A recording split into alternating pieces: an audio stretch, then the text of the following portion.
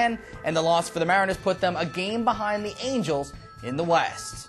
Sunday's starter for Seattle, Jared Washburn, earned a win in his last start, beating the Chicago White Sox after going 7 innings while giving up 4 hits and 2 runs. The left-hander enters the game with a 2.88 ERA. In 8 career starts against the Yankees, he's 4-3 with a respectable 2.59 ERA. Darrell Rosna comes into the starting rotation due to the injury to prize prospect Phillip Hughes. In 3 appearances this year, the right-hander has compiled an 0-1 record with a 3.86 ERA.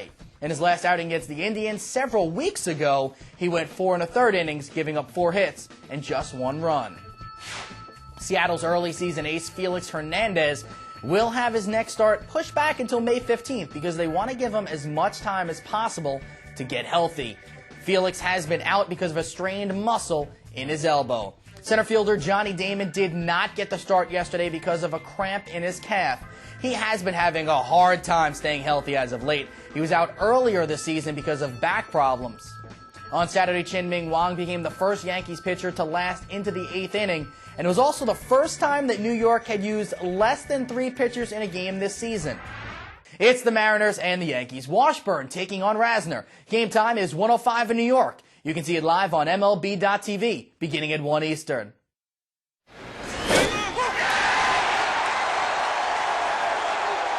The New York Yankees hope to follow up Ming Wong's performance with another great outing as they face the Seattle Mariners today in the 3rd game of a 4-game set. Jared Washburn gets the call for Seattle while Darrell Rosna takes the hill for New York. Game time in the Bronx set for 1:05 p.m. 2-2 pitch is chopped to second. Cano. Perfect through 5. Yankee starter Ming was the story in the Bronx on Saturday, taking a perfect game into the 8th inning against the Mariners. Seattle's Ben Broussard had a home run, and it would be the only mistake Wong would make during his 8-inning bid for perfection. Wong did pitch 8 innings with 4 strikeouts to gain his first victory of the season.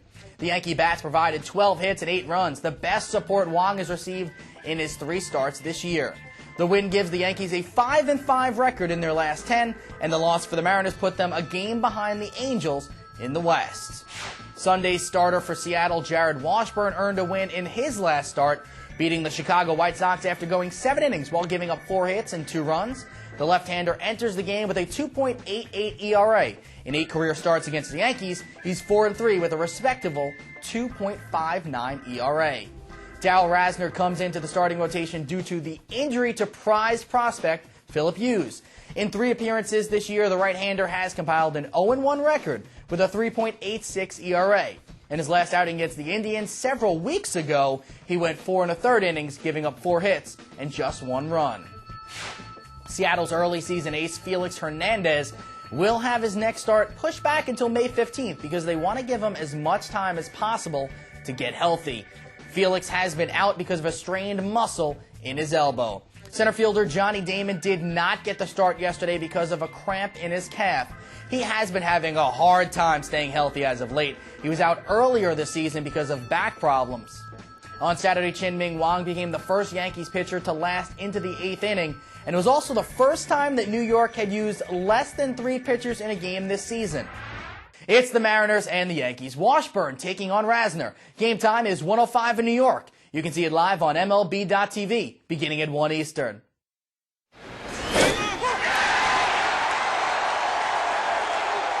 The New York Yankees hope to follow up Ming Wong's performance with another great outing as they face the Seattle Mariners today in the 3rd game of a 4-game set. Jared Washburn gets the call for Seattle while Darrell Rosna takes the hill for New York. Game time in the Bronx set for 1:05 p.m. 2-2 pitch is chopped to second. Cano. Perfect through 5. Yankee starter Ming was the story in the Bronx on Saturday, taking a perfect game into the 8th inning against the Mariners. Seattle's Ben Broussard had a home run, and it would be the only mistake Wong would make during his 8-inning bid for perfection. Wong did pitch 8 innings with 4 strikeouts to gain his first victory of the season. The Yankee bats provided 12 hits and 8 runs, the best support Wong has received in his 3 starts this year. The win gives the Yankees a 5-5 record in their last 10, and the loss for the Mariners put them a game behind the Angels in the West. Sunday's starter for Seattle, Jared Washburn, earned a win in his last start, beating the Chicago White Sox after going 7 innings while giving up 4 hits and 2 runs. The left-hander enters the game with a 2.88 ERA. In 8 career starts against the Yankees, he's 4-3 with a respectable 2.59 ERA. Darrell Rosna comes into the starting rotation due to the injury to prize prospect Phillip Hughes. In 3 appearances this year, the right-hander has compiled an 0-1 record with a 3.86 ERA. In his last outing against the Indians several weeks ago, he went 4 1/3 innings, giving up 4 hits and just 1 run. Seattle's early season ace Felix Hernandez will have his next start pushed back until May 15th because they want to give him as much time as possible to get healthy. Felix has been out because of a strained muscle in his elbow. Center fielder Johnny Damon did not get the start yesterday because of a cramp in his calf. He has been having a hard time staying healthy as of late. He was out earlier this season because of back problems. On Saturday, Ming became the first Yankees pitcher to last into the 8th inning, and it was also the first time that New York had used less than 3 pitchers in a game this season. It's the Mariners and the Yankees. Washburn taking on Rosna. Game time is 1:05 in New York. You can see it live on MLB.TV beginning at 1 Eastern.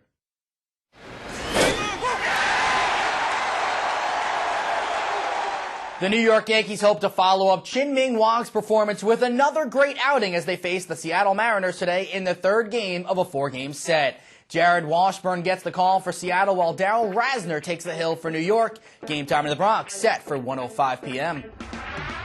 2-2 pitch is chopped to second. Cano. Perfect through 5. Yankee starter Ching Wong was the story in the Bronx on Saturday, taking a perfect game into the 8th inning against the Mariners. Seattle's Ben Broussard had a home run, and it would be the only mistake Wong would make during his 8-inning bid for perfection. Wong did pitch 8 innings with 4 strikeouts to gain his first victory of the season. The Yankee bats provided 12 hits and 8 runs, the best support Wong has received in his 3 starts this year.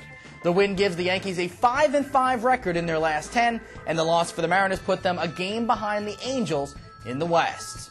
Sunday's starter for Seattle, Jared Washburn, earned a win in his last start, beating the Chicago White Sox after going 7 innings while giving up 4 hits and 2 runs. The left-hander enters the game with a 2.88 ERA. In 8 career starts against the Yankees, he's 4-3 with a respectable 2.59 ERA.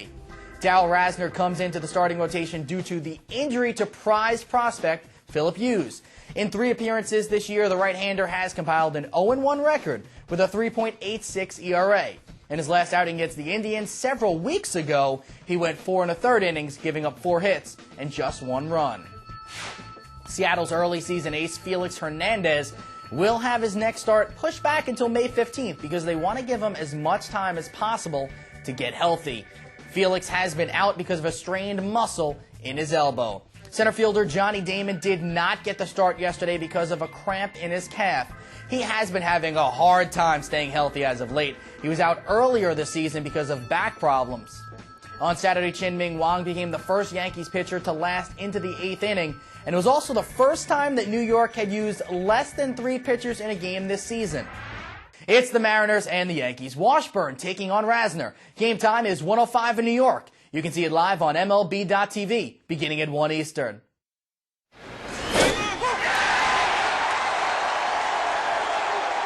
The New York Yankees hope to follow up Ching Wong's performance with another great outing as they face the Seattle Mariners today in the 3rd game of a 4-game set.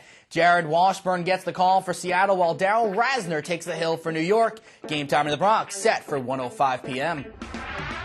2-2 pitch is chopped to second. Cano. Perfect through 5. Yankee starter Ching Wong was the story in the Bronx on Saturday, taking a perfect game into the 8th inning against the Mariners. Seattle's Ben Broussard had a home run, and it would be the only mistake Wong would make during his 8-inning bid for perfection. Wong did pitch 8 innings with 4 strikeouts to gain his first victory of the season. The Yankee bats provided 12 hits and 8 runs, the best support Wong has received in his 3 starts this year. The win gives the Yankees a 5-5 record in their last 10, and the loss for the Mariners put them a game behind the Angels in the West. Sunday's starter for Seattle, Jared Washburn, earned a win in his last start, beating the Chicago White Sox after going 7 innings while giving up 4 hits and 2 runs. The left-hander enters the game with a 2.88 ERA. In 8 career starts against the Yankees, he's 4-3 with a respectable 2.59 ERA. Darrell Rosna comes into the starting rotation due to the injury to prize prospect Phillip Hughes. In 3 appearances this year, the right-hander has compiled an 0-1 record with a 3.86 ERA. In his last outing against the Indians several weeks ago, he went 4 1/3 innings, giving up 4 hits and just 1 run. Seattle's early season ace Felix Hernandez will have his next start pushed back until May 15th because they want to give him as much time as possible to get healthy. Felix has been out because of a strained muscle in his elbow. Center fielder Johnny Damon did not get the start yesterday because of a cramp in his calf.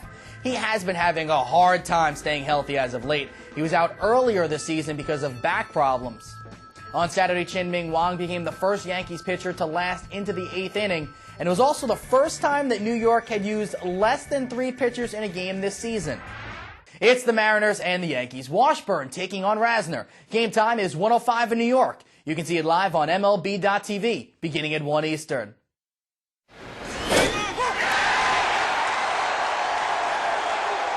The New York Yankees hope to follow up Ming Wong's performance with another great outing as they face the Seattle Mariners today in the 3rd game of a 4-game set.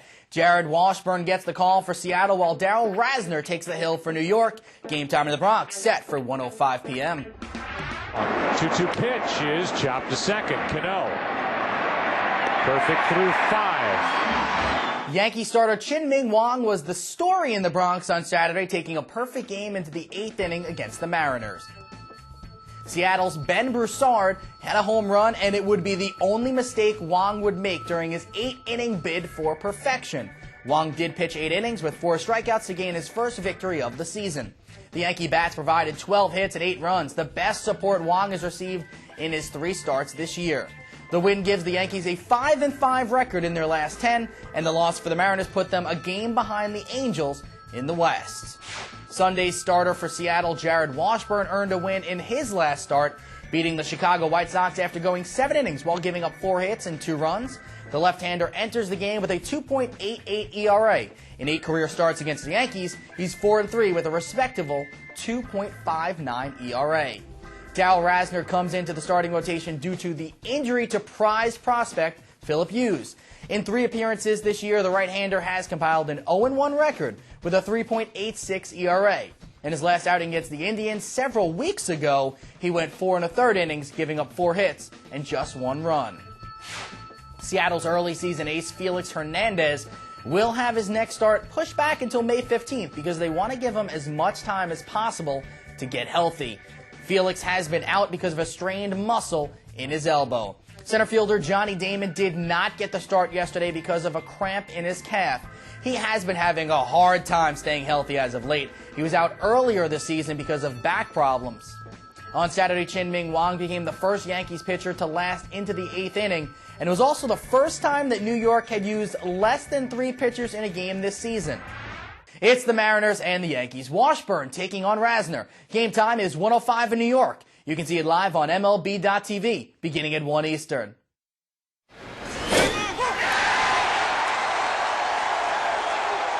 The New York Yankees hope to follow up Ming Wong's performance with another great outing as they face the Seattle Mariners today in the 3rd game of a 4-game set. Jared Washburn gets the call for Seattle while Darrell Rosna takes the hill for New York. Game time in the Bronx set for 1:05 p.m. 2-2 pitch is chopped to second. Cano. Perfect through 5. Yankee starter Ming was the story in the Bronx on Saturday, taking a perfect game into the 8th inning against the Mariners. Seattle's Ben Broussard had a home run, and it would be the only mistake Wong would make during his 8-inning bid for perfection. Wong did pitch 8 innings with 4 strikeouts to gain his first victory of the season. The Yankee bats provided 12 hits and 8 runs, the best support Wong has received in his 3 starts this year. The win gives the Yankees a 5-5 record in their last 10, and the loss for the Mariners put them a game behind the Angels in the West. Sunday's starter for Seattle, Jared Washburn, earned a win in his last start, beating the Chicago White Sox after going 7 innings while giving up 4 hits and 2 runs. The left-hander enters the game with a 2.88 ERA. In 8 career starts against the Yankees, he's 4-3 with a respectable 2.59 ERA. Darrell Rosna comes into the starting rotation due to the injury to prize prospect Philip Hughes. In 3 appearances this year, the right-hander has compiled an 0-1 record with a 3.86 ERA. In his last outing against the Indians several weeks ago, he went 4 1/3 innings, giving up 4 hits and just 1 run. Seattle's early season ace Felix Hernandez will have his next start pushed back until May 15th because they want to give him as much time as possible to get healthy. Felix has been out because of a strained muscle in his elbow. Center fielder Johnny Damon did not get the start yesterday because of a cramp in his calf. He has been having a hard time staying healthy as of late. He was out earlier this season because of back problems.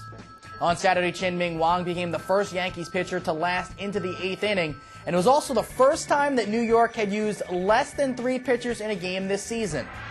It's the Mariners and the Yankees. Washburn taking on Rosna. Game time is 1:05 in New York. You can see it live on MLB.TV beginning at 1 Eastern.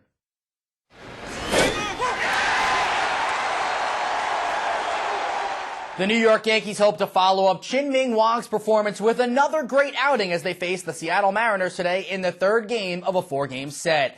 Jared Washburn gets the call for Seattle while Darrell Rosna takes the hill for New York. Game time in the Bronx set for 1:05 p.m. 2-2 pitch is chopped to second. Cano.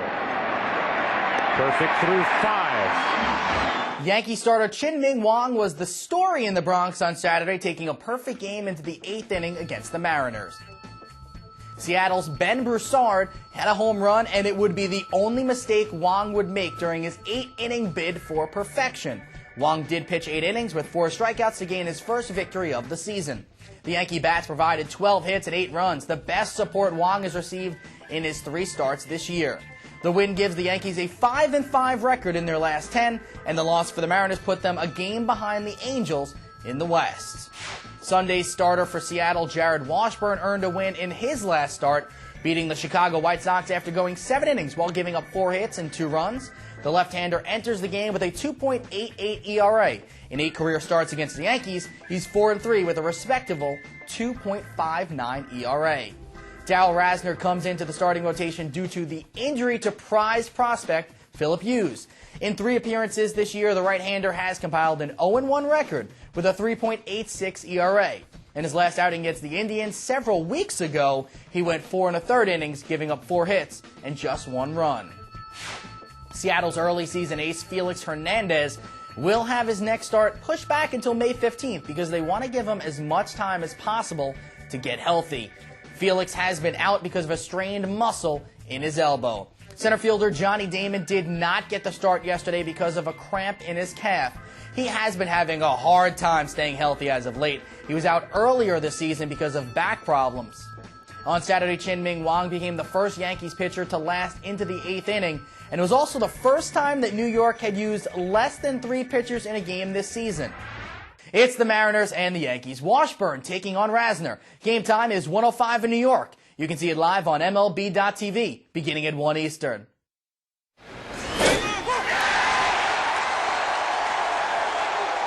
The New York Yankees hope to follow up Ching Wong's performance with another great outing as they face the Seattle Mariners today in the 3rd game of a 4-game set. Jared Washburn gets the call for Seattle while Darrell Rosna takes the hill for New York. Game time in the Bronx set for 1:05 p.m. 2-2 pitch is chopped to second. Cano. Perfect through 5. Yankee starter Ching Wong was the story in the Bronx on Saturday, taking a perfect game into the 8th inning against the Mariners.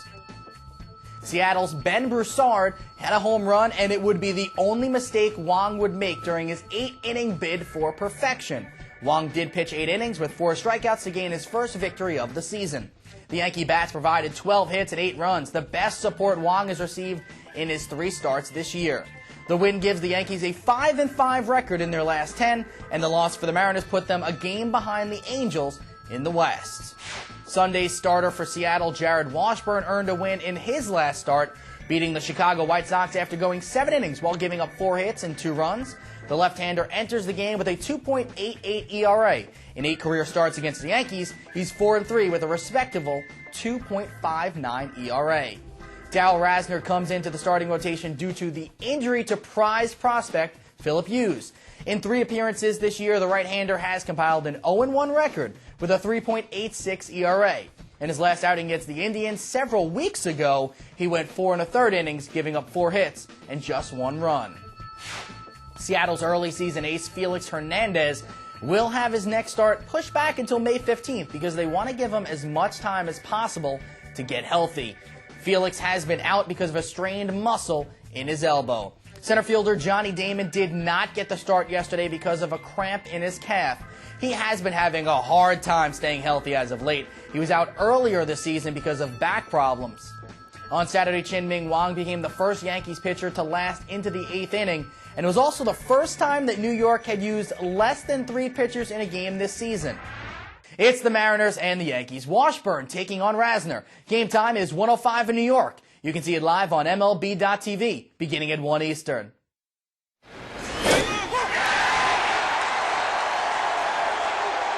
The New York Yankees hope to follow up Ming Wong's performance with another great outing as they face the Seattle Mariners today in the 3rd game of a 4-game set. Jared Washburn gets the call for Seattle while Darrell Rosna takes the hill for New York. Game time in the Bronx set for 1:05 p.m. 2-2 pitch is chopped to second. Cano. Perfect through 5. Yankee starter Ming was the story in the Bronx on Saturday, taking a perfect game into the 8th inning against the Mariners. Seattle's Ben Broussard had a home run, and it would be the only mistake Wong would make during his 8-inning bid for perfection. Wong did pitch 8 innings with 4 strikeouts to gain his first victory of the season. The Yankee bats provided 12 hits and 8 runs, the best support Wong has received in his 3 starts this year. The win gives the Yankees a 5-5 record in their last 10, and the loss for the Mariners put them a game behind the Angels in the West. Sunday's starter for Seattle, Jared Washburn, earned a win in his last start, beating the Chicago White Sox after going 7 innings while giving up 4 hits and 2 runs. The left-hander enters the game with a 2.88 ERA. In 8 career starts against the Yankees, he's 4-3 with a respectable 2.59 ERA. Darrell Rosna comes into the starting rotation due to the injury to prize prospect Phillip Hughes. In 3 appearances this year, the right-hander has compiled an 0-1 record with a 3.86 ERA. In his last outing against the Indians several weeks ago, he went 4 1/3 innings, giving up 4 hits and just 1 run. Seattle's early season ace Felix Hernandez will have his next start pushed back until May 15th because they want to give him as much time as possible to get healthy. Felix has been out because of a strained muscle in his elbow. Center fielder Johnny Damon did not get the start yesterday because of a cramp in his calf. He has been having a hard time staying healthy as of late. He was out earlier this season because of back problems. On Saturday, Ming became the first Yankees pitcher to last into the 8th inning, and it was also the first time that New York had used less than 3 pitchers in a game this season. It's the Mariners and the Yankees. Washburn taking on Rosna. Game time is 1:05 in New York. You can see it live on MLB.TV, beginning at 1 Eastern.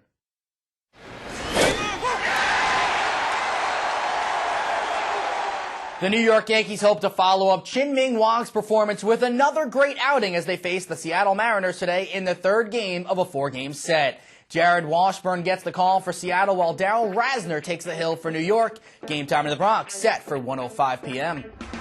2-2 pitch is chopped to second. Cano. Perfect through 5. Yankee starter Ming was the story in the Bronx on Saturday, taking a perfect game into the 8th inning against the Mariners. Seattle's Ben Broussard had a home run, and it would be the only mistake Wong would make during his 8-inning bid for perfection. Wong did pitch 8 innings with 4 strikeouts to gain his first victory of the season. The Yankee bats provided 12 hits and 8 runs, the best support Wong has received in his 3 starts this year. The win gives the Yankees a 5-5 record in their last 10, and the loss for the Mariners put them a game behind the Angels in the West. Sunday's starter for Seattle, Jared Washburn, earned a win in his last start, beating the Chicago White Sox after going 7 innings while giving up 4 hits and 2 runs. The left-hander enters the game with a 2.88 ERA. In 8 career starts against the Yankees, he's 4-3 with a respectable 2.59 ERA. Darrell Rosna comes into the starting rotation due to the injury to prize prospect Phillip Hughes. In 3 appearances this year, the right-hander has compiled an 0-1 record with a 3.86 ERA. In his last outing against the Indians several weeks ago, he went 4 1/3 innings, giving up 4 hits and just 1 run. Seattle's early season ace Felix Hernandez will have his next start pushed back until May 15th because they want to give him as much time as possible to get healthy. Felix has been out because of a strained muscle in his elbow. Center fielder Johnny Damon did not get the start yesterday because of a cramp in his calf. He has been having a hard time staying healthy as of late. He was out earlier this season because of back problems. On Saturday, Ming became the first Yankees pitcher to last into the 8th inning, and it was also the first time that New York had used less than 3 pitchers in a game this season. It's the Mariners and the Yankees. Washburn taking on Rosna. Game time is 1:05 in New York. You can see it live on MLB.tv, beginning at 1 Eastern.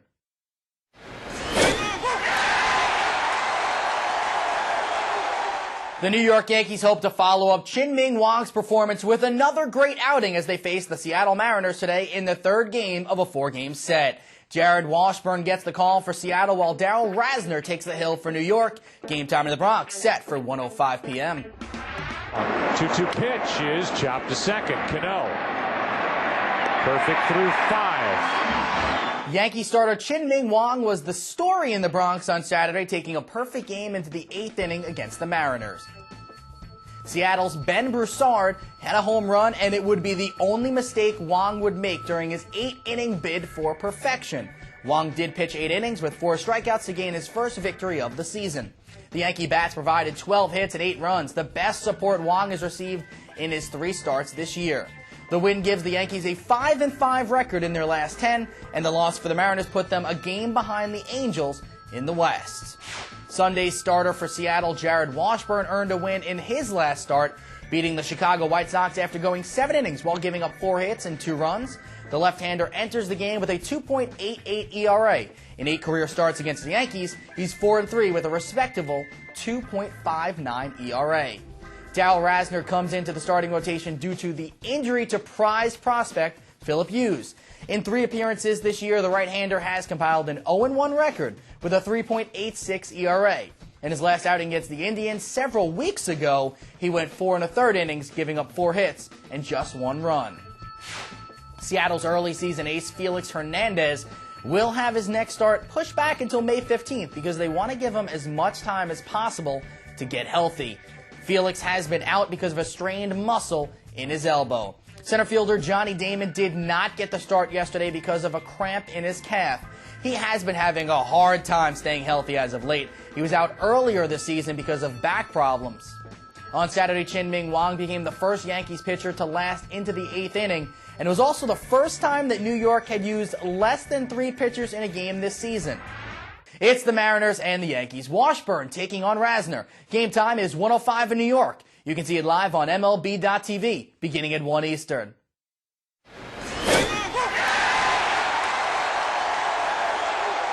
The New York Yankees hope to follow up Ching Wong's performance with another great outing as they face the Seattle Mariners today in the 3rd game of a 4-game set. Jared Washburn gets the call for Seattle while Darrell Rosna takes the hill for New York. Game time in the Bronx set for 1:05 p.m. 2-2 pitch is chopped to second. Cano. Perfect through 5. Yankee starter Ching Wong was the story in the Bronx on Saturday, taking a perfect game into the 8th inning against the Mariners. Seattle's Ben Broussard had a home run, and it would be the only mistake Wong would make during his 8-inning bid for perfection. Wong did pitch 8 innings with 4 strikeouts to gain his first victory of the season. The Yankee bats provided 12 hits and 8 runs, the best support Wong has received in his 3 starts this year. The win gives the Yankees a 5-5 record in their last 10, and the loss for the Mariners put them a game behind the Angels in the West. Sunday's starter for Seattle, Jared Washburn, earned a win in his last start, beating the Chicago White Sox after going 7 innings while giving up 4 hits and 2 runs. The left-hander enters the game with a 2.88 ERA. In 8 career starts against the Yankees, he's 4-3 with a respectable 2.59 ERA. Darrell Rosna comes into the starting rotation due to the injury to prize prospect Phillip Hughes. In 3 appearances this year, the right-hander has compiled an 0-1 record with a 3.86 ERA. In his last outing against the Indians several weeks ago, he went 4 1/3 innings, giving up 4 hits. You're watching, yes, the Yankees Entertainment and Sports Network.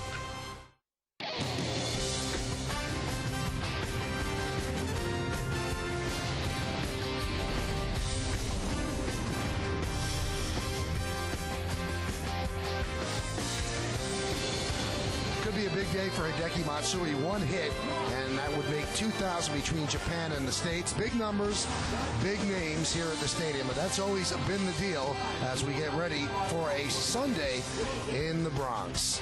And this afternoon, the Yes Network presents New York Yankees baseball. It's the New York Yankees against the Seattle Mariners in the third of four between these two teams from Yankee Stadium in the Bronx. Hello, everybody, and welcome to Yankees baseball. We hope that you're having a great afternoon. That's Al Leiter. I'm Michael Kay. Big day for the Yankees yesterday. They got great pitching. Not good pitching, great pitching. Almost historical pitching.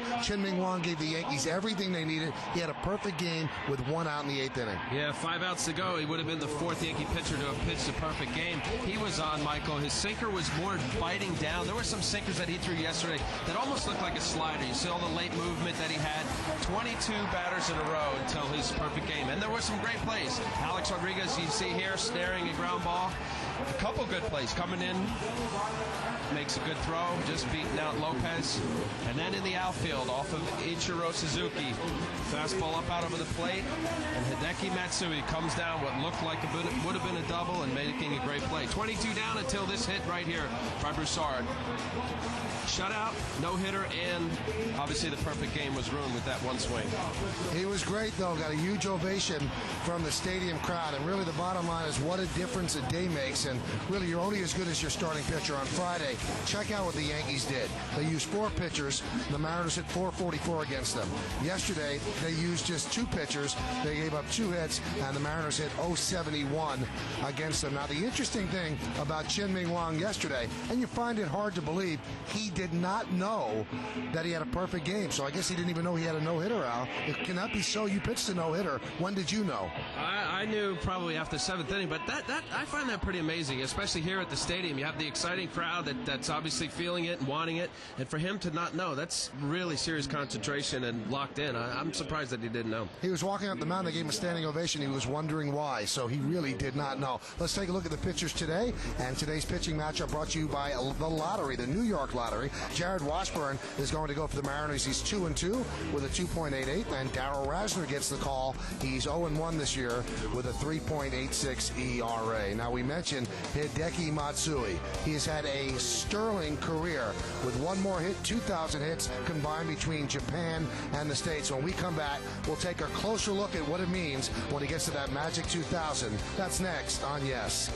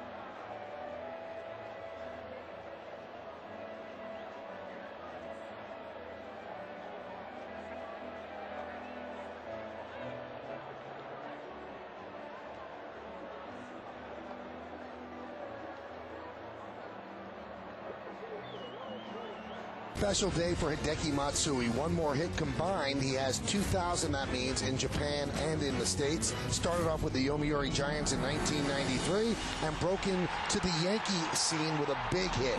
A grand slam his first game at Yankee Stadium, so certainly a flair for the dramatic. He was always a guy who played every game. Last year, though, he hurt his wrist and missed much of the season, had to leave a game and left his streak behind. But he came back strong, and this year he is in there in left field. He is Godzilla, and he is a very, very special player, and those are the players that get into the Golden Players Club. And here you see the Golden Club player. It's founded in 1978. It's got 18 members, 8 pitchers, 10 fielders. The membership requirements, that 2,000 hits, 200 wins, or 250 saves. Currently, you see there's 45 professional players in this club, including Ichiro, who will be in center for the Mariners. When we come back, we have the lineups, we have the first pitch, we have baseball on a Sunday right here on Yes.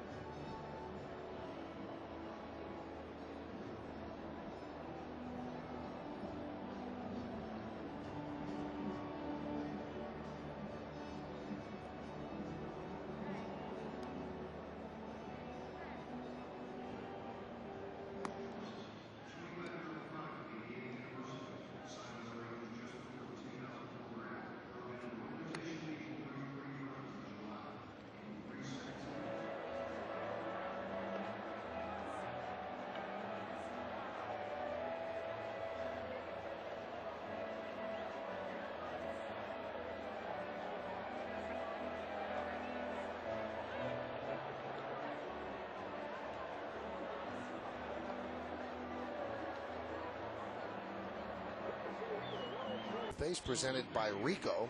Obviously at the top of the lineup, you've got Ichiro Suzuki, he'll play center field, then Beltre and Bijo at the top. The middle third, Ibanez, Sexton, and Guillen.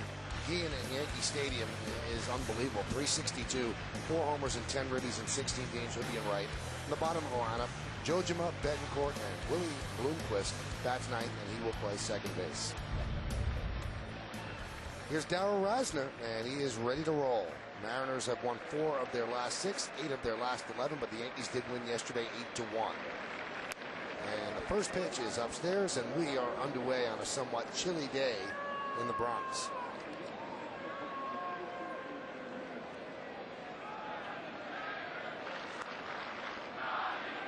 Pitch low and inside, 2-0.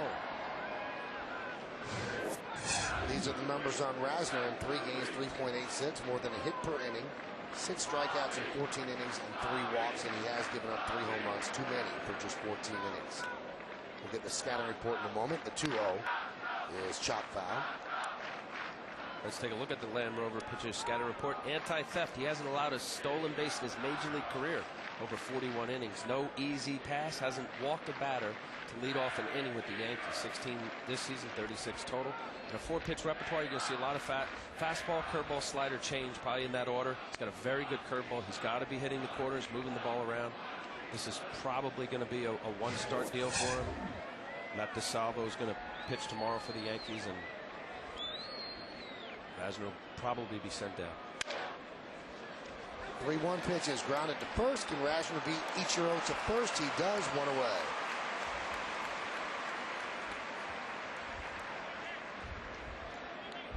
And that's not an easy foot race. Ichiro bangs it on the ground. See Phelps pretty far away. Now that's a foot race between a pitcher and a fast runner. Rosna knows right off the bat he's got a bust. He is. Straight line, have a little bit of a circle up. Now there is a spot open in that rotation, and Rosna knows it. DeSalvo knows it. And Beltre taps one to second base. Cairo is there. And there's 2 away. Let's take a look at the entire Yankee defense. In the outfield, you've got Matsui, Damon, and Abreu. That's left to right. Infield, A-Rod, Jeter, Ichiro, and Phelps third to first. Nieves makes his 7th start of the season behind the plate, still looking for his first hit of the year. And Darrell Rosna's on the mound. With the injury to Pavano up in the air when he's going to come back, and Kayagawa is the 4th starter. There's a 5th starter spot that's open. It could be open for a while. And Rosna or DeSalvo with a big outing, and Phil Hughes also hurt. They can nudge their way into the rotation for a while, make their mark. And I'm sure that's on their minds. And the 0-1. Slice foul right over the Seattle dugout.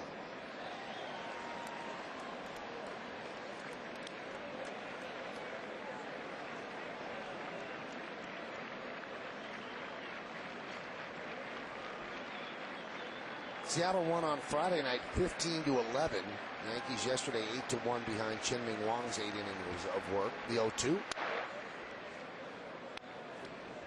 What's his key pitch, Al? Just location or the breaking ball? Both. He has to locate. You'll see a 89 to 93 mile an hour fastball. He's got a very good curveball, tight curveball, big depth to it. Throws a little slider once in a while, especially the right-handed batters, and a changeup. You know, for someone who uses all of his pitches, he's done very well. Pitches outside. IO Digital Cable is the exclusive official HD sponsor for Yankees telecast on Yes. Just even those last 2 pitches, you see high sequence 0-2 fastball. He elevates and then paints a fastball away. There's another fastball away. And it's hit that way into left field. It'll dunk in front of Matsui for a base hit. So Abreu picks up a 2-out single. So the Mariners didn't get their first hit until 1 out in the 8th inning yesterday. Here are 2 outs in the 1st inning, and they're on the board. Number 28, Raul Ibanez, left field. You said, you know, going through the mind of Darrell Rosna, definitely no, as a young pitcher right now with what has gone on with the Yankee starting rotation, you realize the opportunity that's in front of you. And there's no question that Rosna wants to impress and stick around.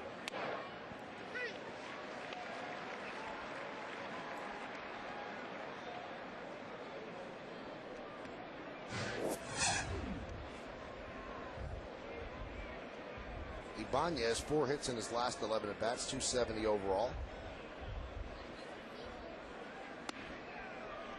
And the count 1-1.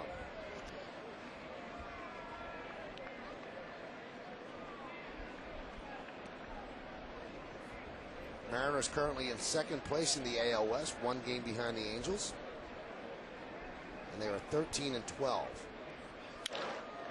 That one's lofted into center field by Ibanez. Damon right there, he'll put it away, and that'll do it for the Mariners in the 1st. No runs a hit, no errors, and 1 man left on base. It's Seattle nothing, and the New York Yankees coming to bat, and Johnny Damon will lead it off.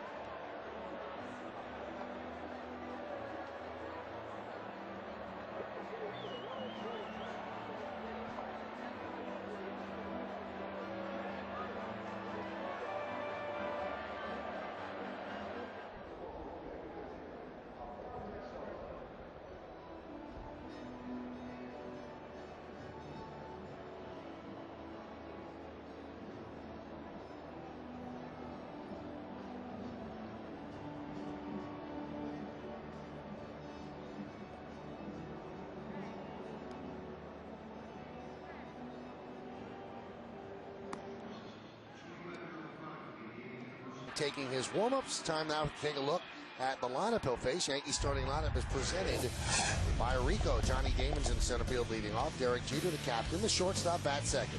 Batting 3rd and playing right field, Bobby Abreu. Alex Rodriguez at 3rd base will clean up. Good numbers lifetime against the Mariner left-hander. Jason Giambi will DH. Matsui's in left field. Josh Phelps gets started 1st. He'll bat 7th. Miguel Cairo at 2nd with Cano getting the day off will hit 8th. And Will Nieves gives Posada the day off. He's going to catch him bat ninth. These are his numbers. This is his sixth start. He's 2-2, 2.88. Well less than a hit per inning, and he has pretty good numbers. And he works quickly. Pitch to Damon is a strike. Let's take a look at the Land Rover pitcher scouting report. Weighed him out. He hasn't allowed a first inning run this season, limiting opponents to 125 batting average. As Michael said, he attacks hitters and he goes right after it. Attacking hitters, he hasn't walked a leadoff batter in all of his 35 pitches that he pitched this year. And tough on the Yankees. A couple of them are out of there, Posada and Cabrera, but Damon, Abreu, Giambi, and Matsui has not fared well against Washburn. Well, the left-handers in the Yankee lineup, 14 for 72 lifetime against Washburn. That comes out to 190. So he does counteract the left-handed hitting. The 1-2, and he gets Damon to ground out to first, so there is one away. Take a look at the entire Seattle defense, so you know that Sexton is at first. We'll go first to third in the infield. You've got Bloomquist at second. Betancourt, a really good glove is at short. Adrian Beltre over at third. In the outfield, Ibanez, really a below-average left fielder. Ichiro Suzuki does a good job in center, and Jose Guillen has a great arm out in right field. Kenji Chojima, you can run against him. He's behind the plate, but they have a good defense overall, 14 errors, and that's the fewest in the American League.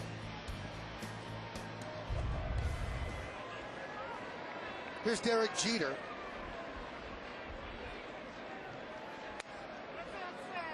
And the pitch outside, 1-0.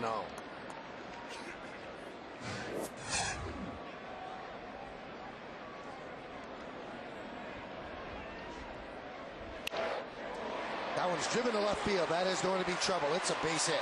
Cutting over is Ibanez. Jeter's going for two, and he will make it. So a one-out double for Derek Jeter. Watch Derek pull his hands in. That's a boring fastball. Very difficult to not only keep that ball fair, but not break your bat. Keeps pulling his hands in. In order to hit that ball inside, you put your hands in and drive the ball to left center, as he did there. That ball's cutting in an area where usually Derek would go to right center, but as it keeps boring in, Derek makes a decision. He can't go to right center. He's going to pull it. Here's Bobby Abreu, who came into this series in a terrible slump. He has 4 hits and 9 at-bats and takes a strike from Washburn.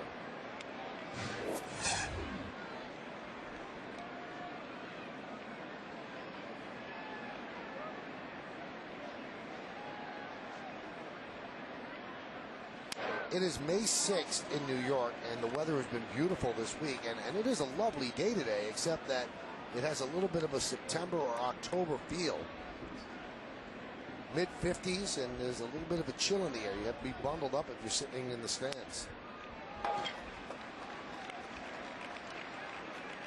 The weather's been crazy since the start of the year. The rainouts. And look at the Mariners, who had 4 games snowed out in Cleveland at the beginning of the season. In fact, they played just 7 games in their first 15 days. Breaking ball for a strike, 2-2, and the rainouts and the doubleheaders, they come back to bite you later on. I mean, it's tough, especially if you have a lot of doubleheaders backed up. It's hard to sweep them, so you're almost counting yourself a loss for those games. Although the Yankees just swept a doubleheader from Texas, so it can be done. Well, what it does early on, I was talking to Mike Hargrove about this, is that, you know, trying to get the tempo and setting of your starting rotation. When your starting rotation is not being able to get on their normal 5 days, that's very difficult. And that's where he sees some of those starters. There you see the games that they need to make up. Snowed out at Jacobs Field. And one of those games they have to make up as part of a doubleheader at Safeco Field. So a home game for the Indians turns into a home game for the Mariners. Abreu grounds it out to Bloomquist.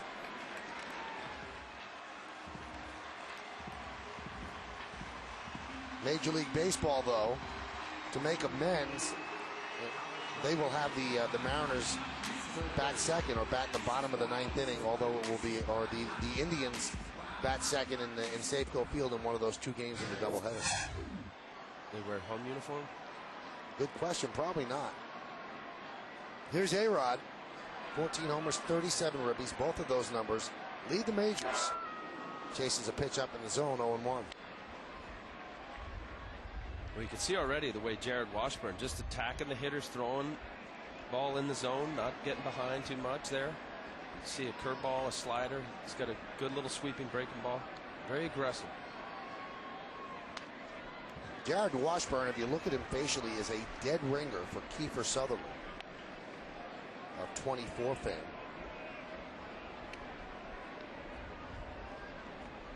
Yeah, I see it. And the 1-1 popped up, and that'll be out of play. Yankees baseball is broadcast in Spanish. It's available by hitting the SAP button on your television. SAP is brought to you by Toyota, a smart way to keep moving forward.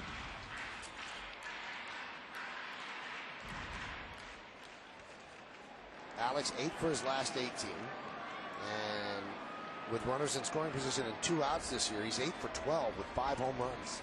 1-2. High fly ball, just missed that one. Ichiro coming in shallow center, and he will put it away for the final out of the inning. So the Yankees waste the double by Jeter. No runs, a hit, no errors, and 1 man left on base. We played 1 here at the stadium on a Sunday afternoon, and there's no score. Seattle and New York.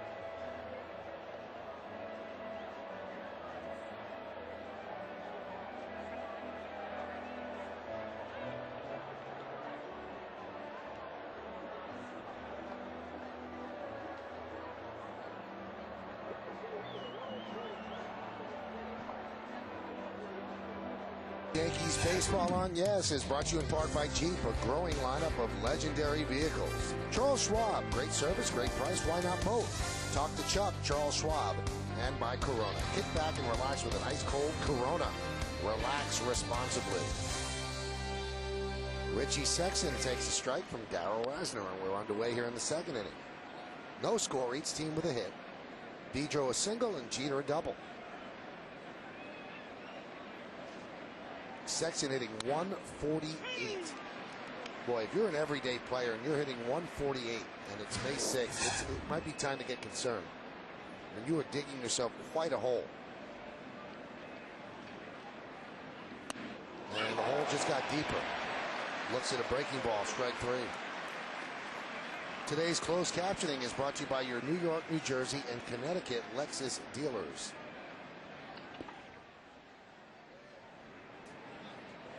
Sexton this year is becoming more of like a Dave Kingman type.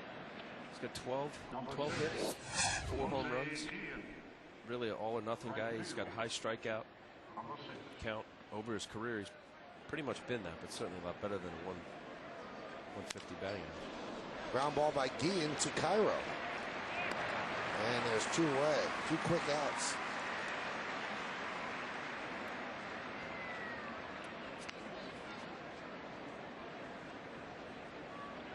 Number 2, Kenji Jr. Somebody like Darrell Rosna, nothing flashy or dominant when you see his stuff, but he gets it done. He's got a calm, confident disposition on the mound. He throws all of his pitches for strikes. He's a pitcher, changes speeds, but at the end of the day, opposing teams, it's not really, you're not wowed by his stuff. Other than his curveball, he's got very good curveball. Not to say that you can't be successful doing that. Certainly, you can. There's plenty of major league pitchers that have done it. He just has to be corners in and out. That big curveball to Sexton. There's another one. All of those things that you're saying, it does make you wonder why a guy like Darrell Rosna is not in somebody's rotation. The dearth of starting pitching in the major leagues. I'm not saying it has to be a pennant contending club, but you would think he was released by the Nationals, which I don't quite get. Swing and a miss as Jojima chases a pitch out of the zone. A 1-2-3 inning with 2 strikeouts for Darrell Rosna. We go to the bottom of the 2nd inning here at Yankee Stadium in the Bronx. There's no score on yes.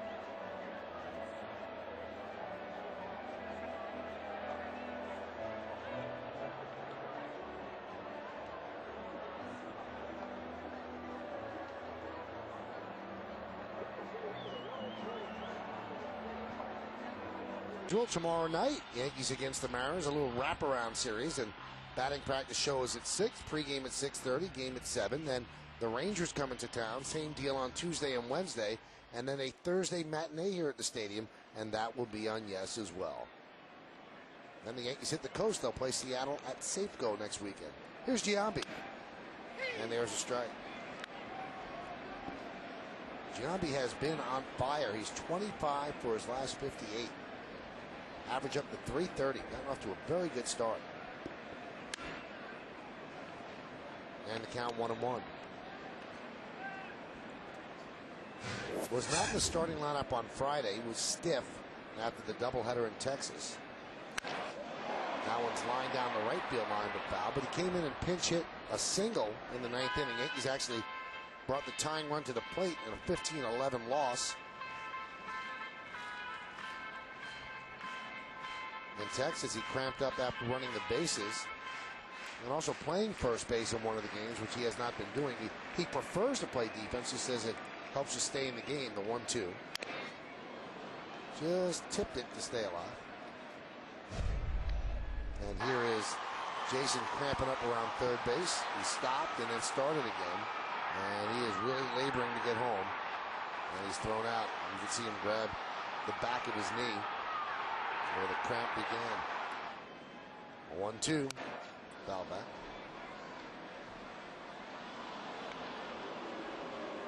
Well, that is definitely the strength of this Yankee team. If you look at the lineup, hitter after hitter is a quality hitter. You got Giambi batting 5th. He's a 3 or 4 hitter on most teams. Matsui 6th. And then it changes in the bottom from day to day, but it's usually Cano and Posada. That one's popped up and fouled away. That's what makes the pitching issues so frustrating for the Yankees, because, you know, on Friday you score 11 runs and you don't win the game.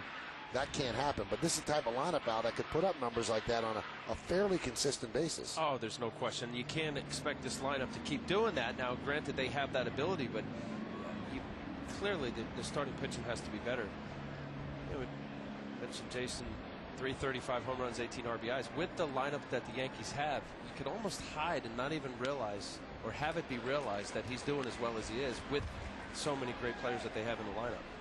Kind of not hide your way through the day, but When your opposing pitcher facing all these guys there, you see that sweeping breaking ball that Jared Washburn has done well against Jason in his career. You know, there's no relaxed spot in this lineup. This ball keeps just sweeping away. It looks about middle half, and as you see, it cuts away. Jared Washburn will change speeds on his breaking ball and also vary his angle. Just out in front, that's the nature of that pitch. Here's Hideki Matsui.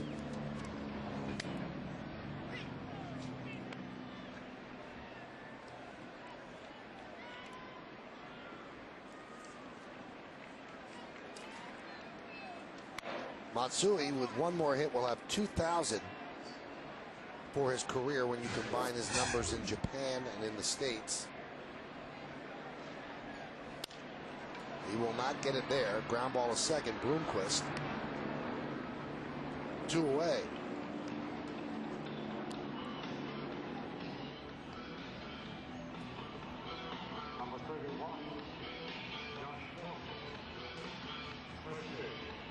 Now the Golden Players Club, that's their equivalent of the Hall of Fame, or? That's what they say, and you know, I was reading a release about it, but I asked Matsui. He goes, no, we have our own Hall of Fame in Japan as well, but this is almost, I guess it's even more exclusive than the Hall of Fame. It's athletes with 200 wins, 250 saves, or for batters 2,000 hits or more.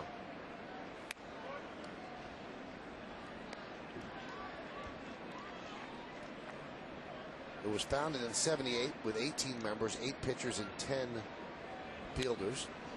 That one's popped up. Beltre's there, and he makes the basket catch for the final out of the second inning. So the Yankees go down in order. 1, 2, 3 in the second against Jared Washburn. And we go to the third here at the stadium. There's no score. You are watching Yes.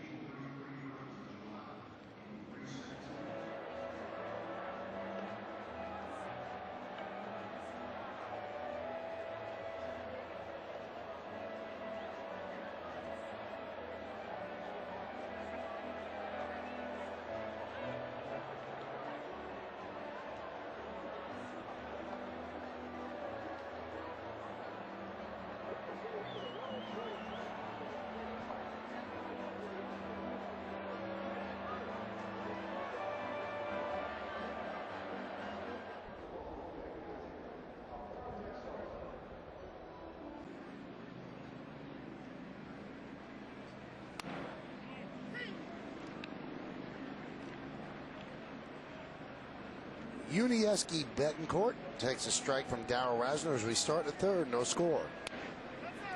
And Rosna working quickly, deals a pitch outside, 1-1.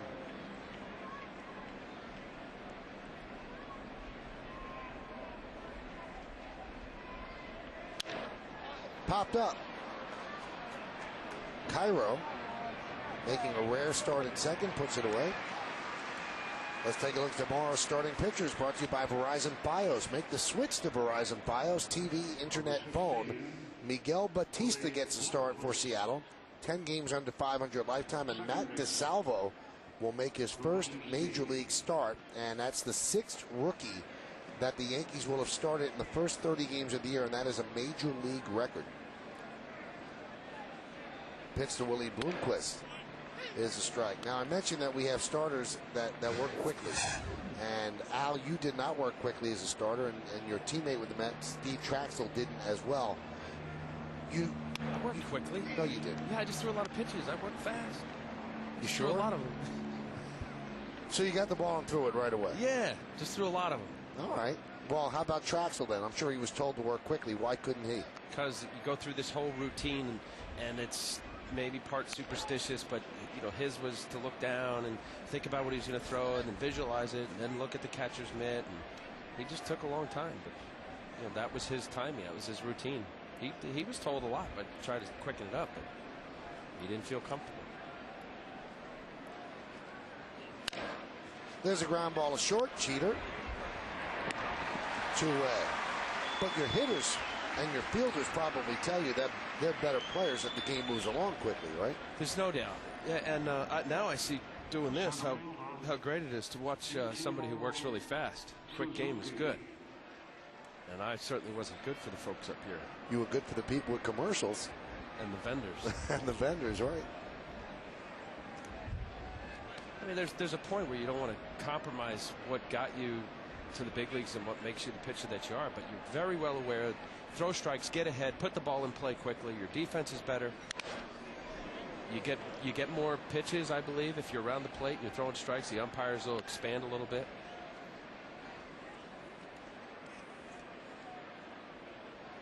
Speaking of that, that's 9 of 10 batters Darrell Rosna has thrown strike one. It's excellent.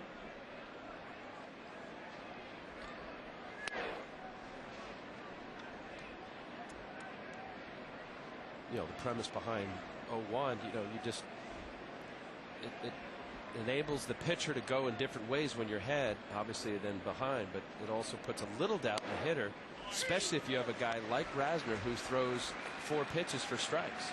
That's where even early in this game here you see him getting away with fastballs. Well, to Betancourt, that fastball was kind of middle up, but he threw him a great curveball in the previous pitch, and those are the things that Rosna does. Chop toward first. Josh Phelps gets the nice short hop. And that'll do it. Rosna has retired 7 in a row here at the stadium. So Seattle goes down in order 1, 2, 3, and we go to the bottom of the 3rd inning. There's no score in the Bronx on yes.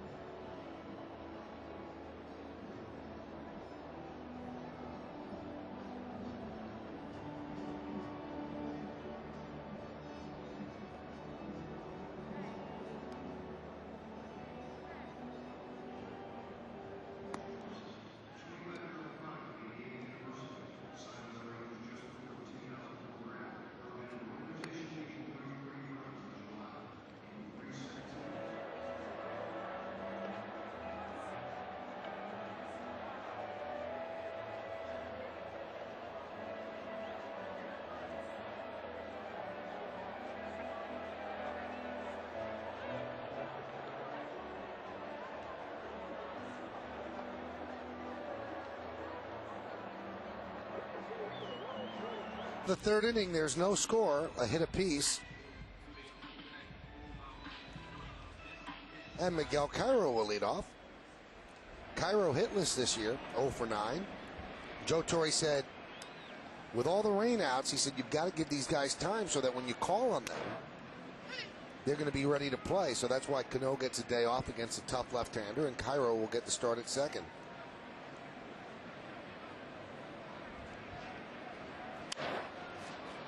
Popped up, and Guillen's there, and there's one away. Yankees Baseball on Yes is brought to you in part by the New York City Health Department, who reminds you that the nicotine patch and gum are now available for eligible New York City residents. Just call 311.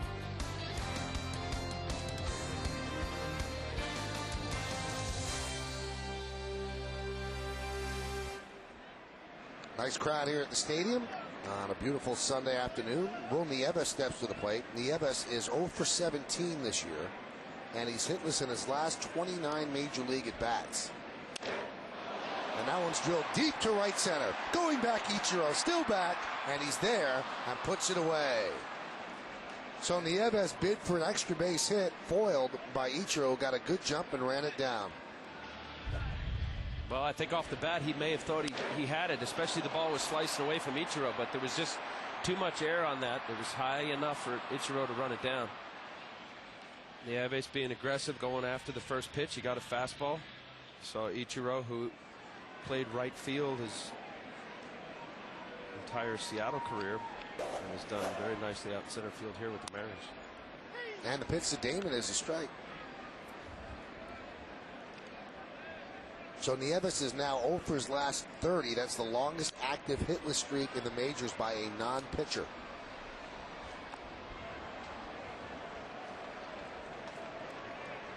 And his streak of 28 hitless at-bats with the Yankees is the longest to begin a player's Yankee career since Paul Zuvella started the 1986 season 0 for 28.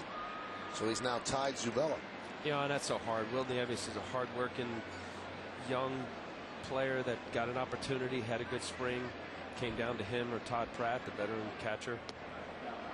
They chose Will, and not having the opportunity as a backup player, as you mentioned about Cairo. The luxury for American League teams that you really don't use your bench that much. Right. Like the National League, obviously there's a lot of pinch hitting going on. Betancourt looks like he misjudged that one into a single for Damon.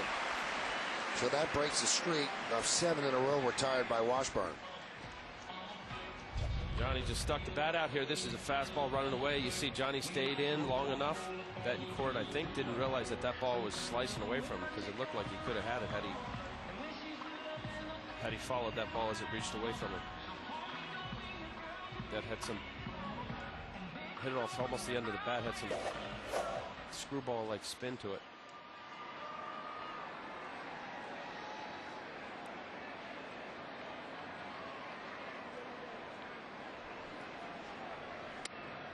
And there's a strike to Jeter.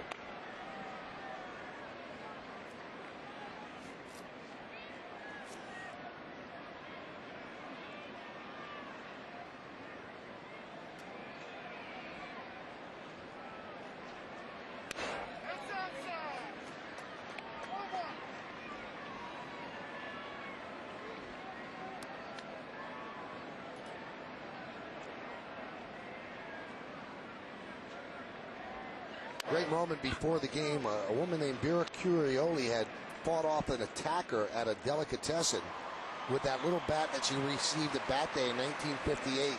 And then Derek Jeter came out and he almost gave her a heart attack, and he gave her a signed bat. It was really a very, very sweet moment before the game, and she was so appreciative, gave him a really big hug. That was fun. Yeah. And then when Derek was approaching her, he kind of stopped because she had the bat raised. But the crowd gave her a big ovation, and she had the biggest smile when Bob Shepard said, now coming out of the dugout, Yankee captain Derek Jeter to give you a signed bat, a new bat to have. I hope she doesn't have to use that in the same way, but a very brave lady as Jeter works a walk. Watch her look when Jeter, that's ever, she couldn't believe it.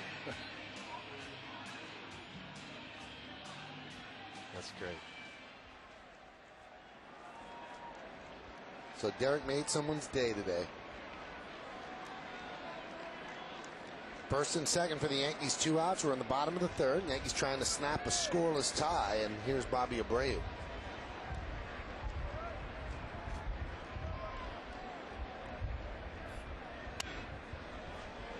Yeah, you see that at bat. Jarrett Washburn, a veteran pitcher, knows the situation. He's got 2 outs. Derek Jeter, one of few guys in the lineup that has hit him well in the career. 308 batting average. Throws him a 3-1 slider. If he walks him, so what? You got the lefty behind him, Bobby Abreu, who has not done well against him.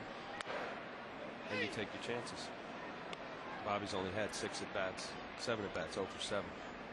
But those are the kind of things, even though it's early in the game, that you manage the lineup and you manage the situation. And certainly Jared Washburn, who's pitched long enough to recognize that.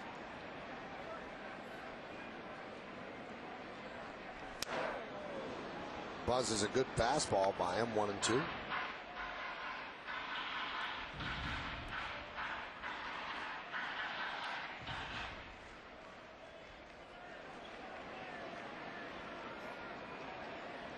Damon is at second, Jeter's at first, 2 outs, and the 1-2. Tap slowly toward short. Betancourt goes to short right, gets Jeter on the force, and that'll do it. Here in the third, no runs a hit, no errors, and 2 men left on base. Third of the way through, there's no score in the Bronx.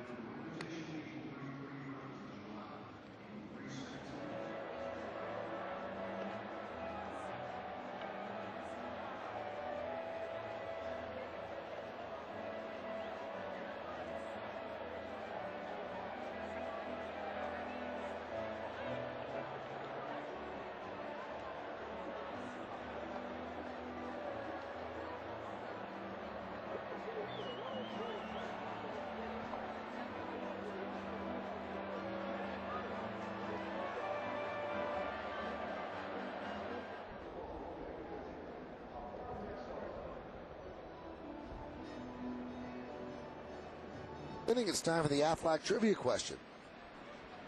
That's what we do in the top of the 4th inning. Aflac!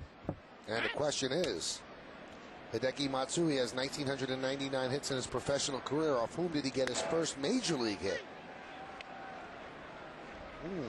We'll tell you that in the bottom of the 4th inning. Do you know? No.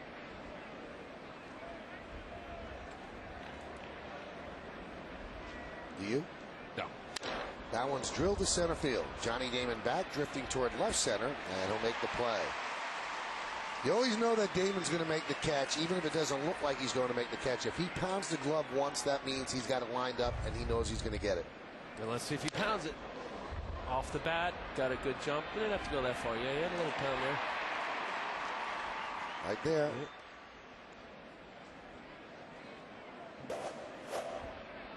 Here's Jose Vidro. And a strike. Vidro picked up the Mariners' only hit. A 2-out single in the 1st inning.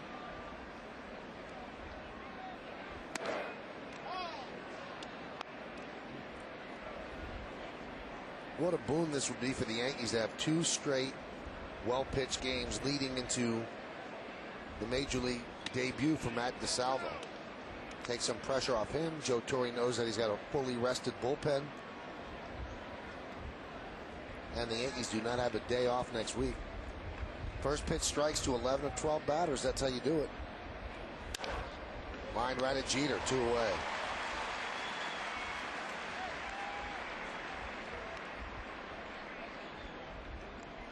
Yeah, that's a great stat. That's what you try to teach not only major league hitters, but anybody who pitches. Get ahead.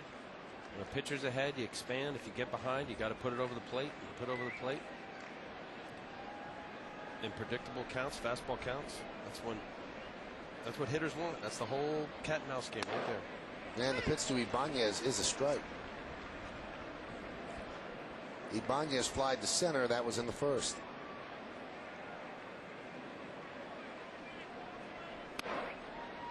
And the count 1-1. No score, top of the fourth.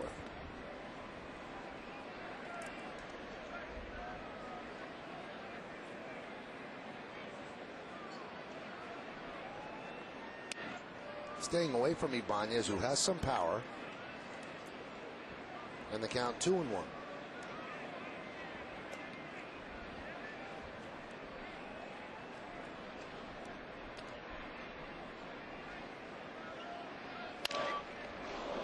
Looked like he got a bit of Rosna, grabbed by Jeter, and they get Ibanez. I think that Rosna slowed it down, and then Jeter made a nice play up the middle. Just got the tip of the glove to slow it down, then Jeter snared it behind the bag, a 1-6-3 to get out of the inning.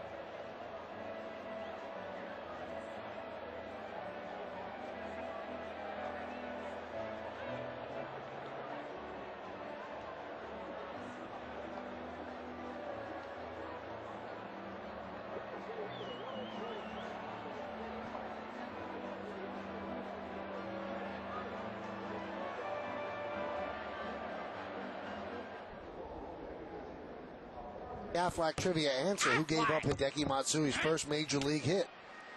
And we'll give you the answer after the pitch to Alex Rodriguez. Washburn deals. Breaking ball strike. And the answer is Roy Halladay. Brand name. That was in Toronto, the end of March 2003. Why don't we take a look at that, Al? Pitch up in the zone, slapped it through the left side, and also picked up a ribby. And gets to keep the ball.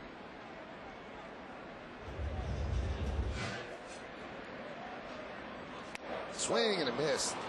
Off-speed pitch. A-Rod way out in front. One away. I would think that has to. We'll take a look at Washburn's. Is it a changeup now? Yeah, it's a changeup. You could see where A-Rod was kind of drifting away there. Watch his front side open up because he was throwing all body line, all inside. Like A-Rod was looking maybe in. That changeup looking like a fastball out of his hand. Good pitch from Jared. 50 pitches for Washburn as we're here with one out in the fourth inning.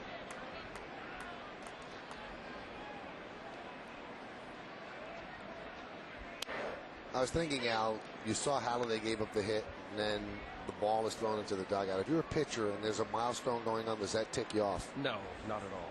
Especially you pitch in September. You know, every third guy, especially a team that's out of it, they have call-ups. You're throwing the ball out all the time. I was.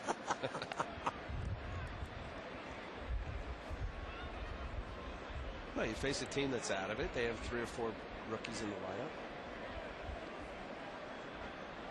In Bonds' 73 home run year, did you give up any of the home runs? No. Really? As well as McGuire's year. And I pitched against him twice. 2 games. Got lucky twice. I love the humble Al. It's great. It's not real, but it's great. You know, you're talking about, yes, it's real. Vladimir Guerrero was 0 for 20 something off of me, and it was late in the year, and it was still the Montreal Expos. He hits a ball down the right field line, just inside the line. He gets a triple, and he asks for the ball. He was like 0 for 30, but it wasn't disrespectful, and I knew it, and he knew that. He just couldn't get a hit off me. He used to throw that high cutter up and in. He kept swinging and popping it up. So that was a compliment. Yeah, it was joking. He looked at me and said, "Can I have the ball?" And I didn't throw the ball out, but guys know when you own them or not. Ground ball to second base. Bloomquist is right there, and there's two-way. I'm just trying to think back, doing the math in my head, Al. And I believe that Guerrero was 5 for 43 lifetime against you. Yeah, that's good. 116. That's a pretty good hitter. There's some guys where you can't explain it. My matchup matched up well against him. I threw cutters that stayed inside, and that's an area that he really can't hit. Even to this day, that's a little window that Vladimir has a tough time with. There's a strike to Matsui.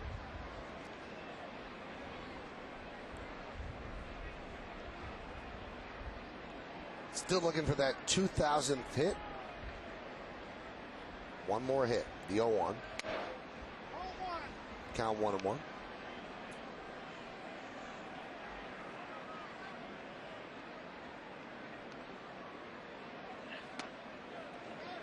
That breaking ball is very effective because, again, as Al said, you see the front hip just open up just a little bit because they're not picking the ball up well, and then it whispers across the outside corner, and it's almost unreachable.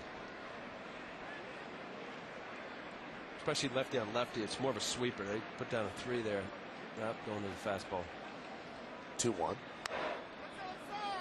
Staying exclusively away in the count 3-1. Actually, this ball cut a little bit. Jared Washburn coming up with a cut fastball. You see that it's a little greater velocity and the break is shorter. There's a strike. Good pitch on the outside part of the plate. Hideki not wanting that pitch. It's a corner going down and away. May or may not have been on the plate. Let's take a look. Yeah, that's a good pitch. Swing and a miss. He struck him out. An impressive inning for Jared Washburn. As the Yankees go down in order 1, 2, 3. We played 4 here at the stadium. There's no score between New York and Seattle.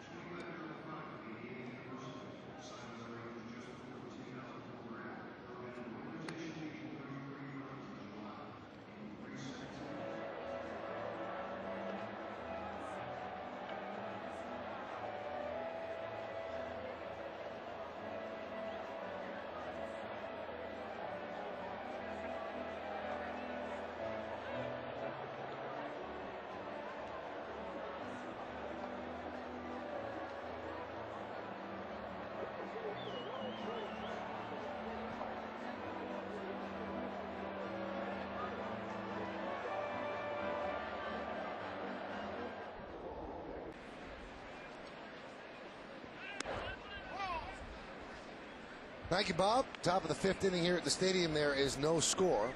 And the first pitcher, Richie Sexson, is a ball 1-0. Brasner's retired 10 in a row through 4 innings. And the fastball's upstairs, 2-0. So he's thrown 44 pitches, 29 strikes. Sexton struck out looking on a breaking ball in the second inning. Big healthy cut in the count, 2-1. Along with Al Leiter, I'm Michael Kay. You're watching Yankees baseball right here on the Yes Network. We're in the top of the 5th inning at the stadium. 3rd game of a 4-game set. There's no score. Driven the other way and deep, but that will go foul. So the count 2-2.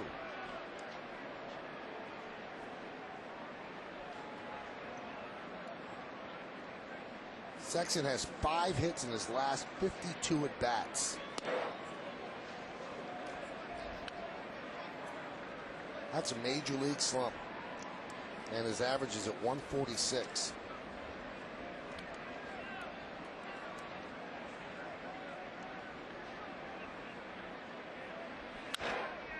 Grounded foul. When they signed Sexton and Beltre to big money contracts, they really thought that they were getting big time players. Now, you saw what he did in 2002, 2003, but the drop off average wise has been precipitous.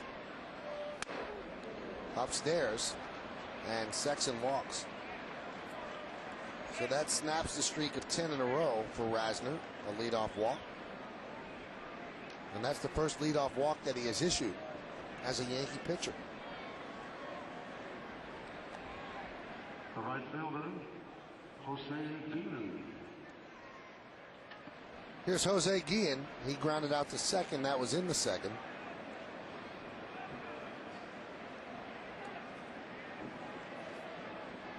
And Rosna out of the stretch. When you're working out of the full windup and then somebody gets on base and it's the first time that you're out of the stretch in like 3 innings, does it just set you off a little bit? Well, there was a first pitch curveball that he threw. You know, he got behind, walked Sexton. Guillen knows that. Here's Rosna, who's shown that he's throwing a lot of strikes. He's getting ahead everybody but 2 batters, Ichiro and Sexton there. But that was a good call by Nieves. You know, instead of feeling like you have to maybe pump up and throw a fastball there, he takes a little off and throws a curveball. Good selection of Jose Guillen, who is a good fastball hitter. Likes the ball up in the zone. Sometimes it takes a couple pitches for certain pitchers, especially if there's a pitcher with a lot of movement in his delivery. Now, we spoke the other day about how working out of the stretch simplifies things. You know, there's not as much movement. There are not as many moving parts. Why doesn't everybody work out of the stretch? I could say for myself, I felt the rhythm of the movement either made me feel like I could throw harder, or I liked the tempo of the windup. That's a great question. Why if you're taught to have the same release point and same delivery, same tempo to make quality pitches from the stretch, as Greg Maddux, I used to talk to him at length about this. Most of Greg Maddox's side day and also the warm up before the game was all exclusively from the stretch. And he used to say, there's a good fastball inside quarter after big dose of breaking balls and high fastball. He doubled up with a curveball in. He started off Guillen with 2 curveballs, through the high fastball that Guillen just missed, painted inside corner fastball there. He got a little bit there. That ball's a little off the plate. But you mentioned that if you're throwing strikes and you're working quickly, you'll get that call from an umpire. Home plate umpire is Mike Everett. Yeah, you're showing you're throwing strikes, you're working fast. These umpires appreciate it. They don't want to be out there if they can help it too long. So what did Maddux say? When you have to make a pitch, are you winding up or are you from the stretch? I mean, it makes complete sense. But most pitchers, when you do your side work, you do it and you do wind up. I know I did that. I wound up. I felt most comfortable from the windup. And he's right. You have to make a pitch in a game. It's usually runners are on base, and you have to make that pitch, the big pitch. So do more of it. Pitching from the stretch. A little chilly here at the stadium on May 6th. Now, did you feel that with the windup, though, that was generating more power, that you could throw harder? I did. But, you know, you look at the report, and every team has somebody doing the radar gun aside from what's up on the stadium there, and it's pretty much the same. Your velocity is the same from the stretch or the windup. The 0-1. Inside 1-1 to Kenji Jojima. See, now for Rosna there, the plate moved a little bit. He rung up Guillen on a fastball that looked like 3 inches inside, and that pitch actually was better than the one he rung up Guillen on. Hitters and pitchers, they don't want the plate to move. If you're going to call in a certain area, stay there. Don't have the plate move on you. 1-1. Popped up behind the plate. Will Nieves, right on the corner of the interlocking NY, puts it away for the second out of the 5th.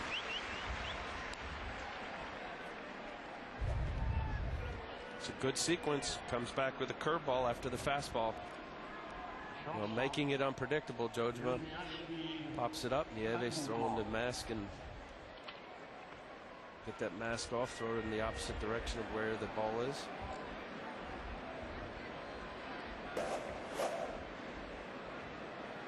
Well, Nieves knows that he has to contribute defensively because he has been struggling offensively. Here's Betancourt, and Rosna deals.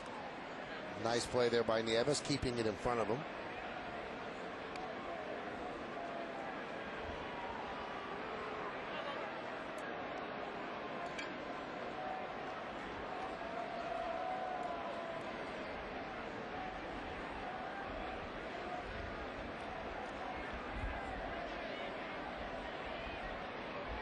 And the 1-0.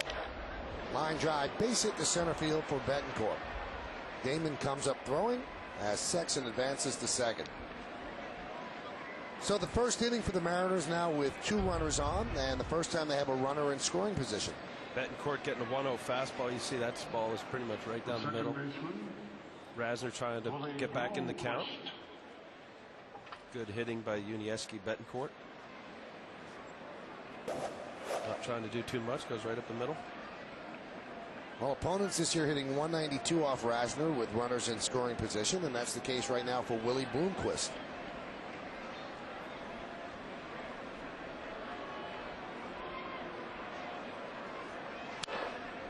And it's fouled away.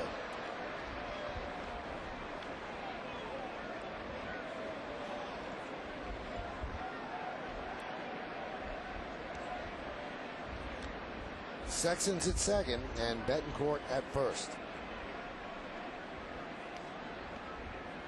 We are scoreless here in the top of the 5th. Good breaking ball on the count 0-2. You know, you mentioned about Joe Torre trying to get Nieves in there, get Cairo in there. American League clubs, there's virtually no pinch hitting because the pitcher doesn't hit. Here's that good curveball. I said, you look at the 125 for Willie Bloomquist, and I asked Hargrove, I said, what's wrong with him? He said, nothing. I got to be able to get him some at-bats. He's just not in there enough. Very hard to sit there for a long time, and then when you're finally called on to produce.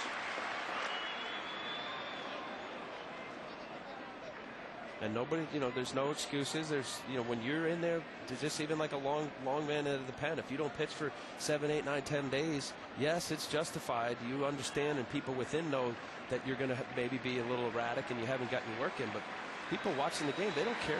You either get the job done or not.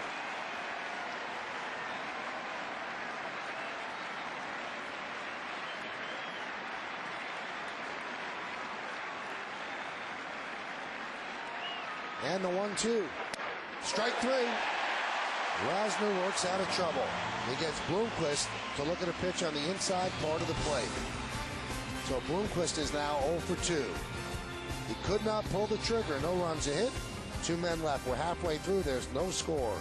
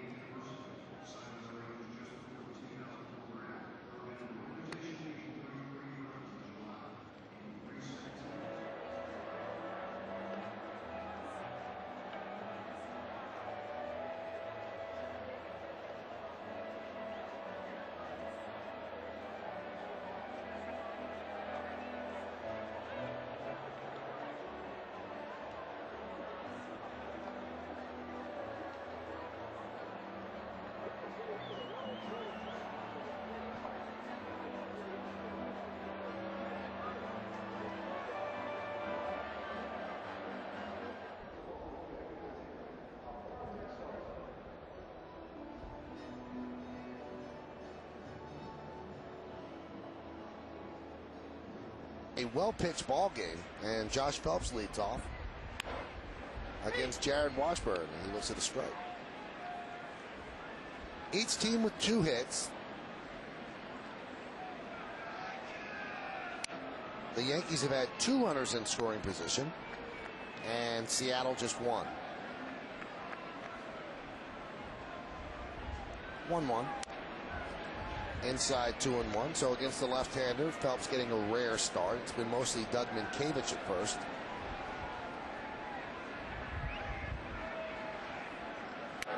If you're part of a platoon, you want to be the left-handed side of the platoon because there are so many more right-handed pitchers than lefties. And you get to play more.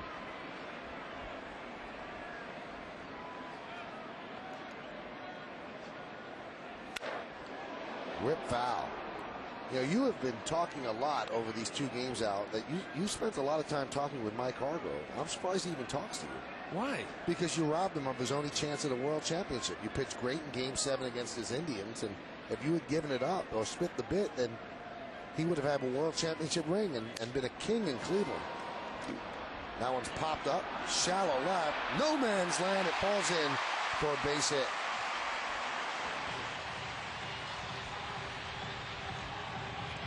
Sometimes you can hit him as hard as you can hit him right at somebody, and then this. Well, hits like this, that's why there's no rhyme or reason to this game. Phelps gets jammed, and this is that little triangle that comes up either a great play or a dangerous spot. You have the left fielder, center fielder converging, shortstop going out. That ball was perfectly placed.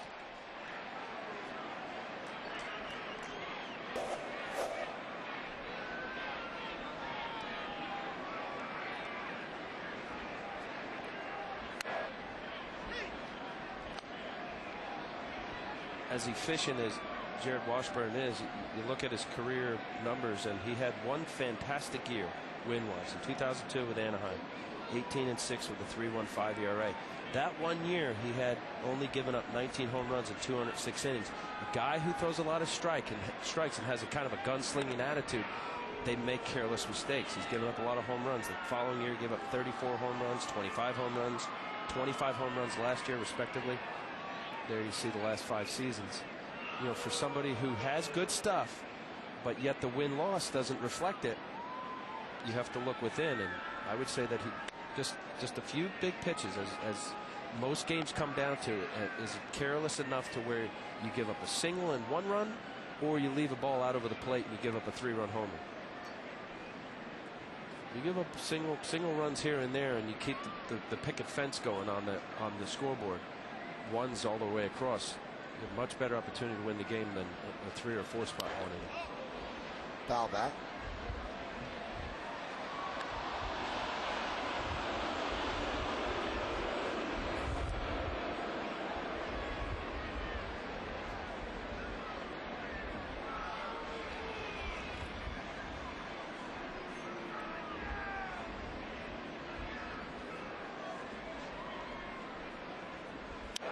Ichiro fouls it back again onto the screen. Ichiro so far this year is 0 for 10 in limited play.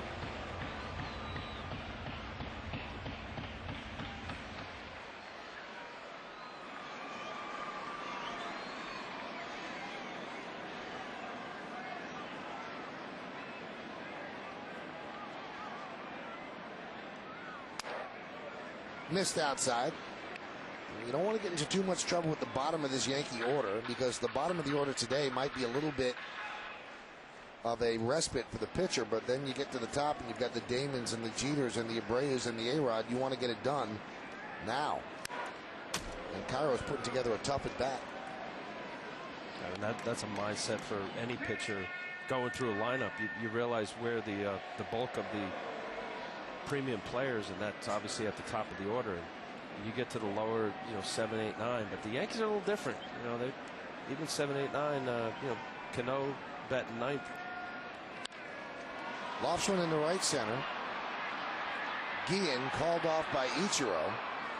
I'll tell you what, Ichiro wants everything that he can get in here, and that's what center fielders do. He caught that ball in right field. That wasn't right center. He went a long way. Samsung's Four Seasons of Hope and Joe Torre have teamed up to make a difference in the community. For every Yankees home run hit at home this year, Samsung will donate $1,000 to Joe Torre's Safe at Home Foundation to help end the cycle of domestic violence. You can join the team and support Samsung's Home Run for Kids by visiting fourseasonsofhope.com or joetorre.org, because a little hope can make a big difference. Ichiro saying, I got it, and he did. There's Will Nieves. Ichiro took an extra base hit away from him on the warning track in right center. Ichiro is really shallow in center field for Nieves. 0 for 18 this season.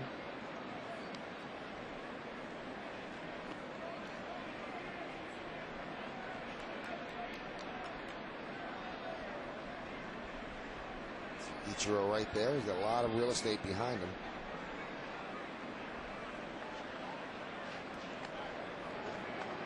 Different mindsets for different outfielders. Some of them like to play deep so the extra base hit doesn't go over the head.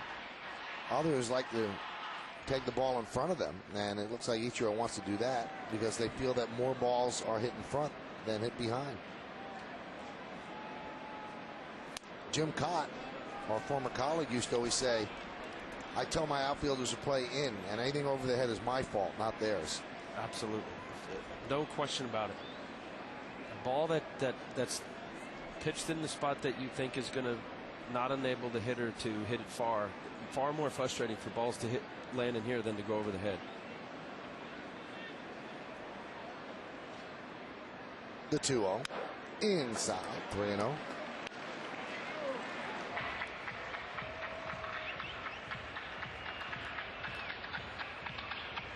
As a pitcher, you could accept it if a ball is left out over and a guy gets the barrel of the bat on it, goes over your head. There you see 78 pitches, 49 strikes, 29 balls.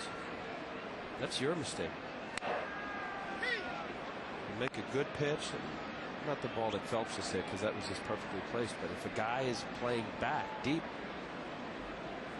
much more frustrating for a ball to land, where you would think if had it been normal depth, he would have caught it. Squid the other way, inside out the ball, and Guillen is there for the second out.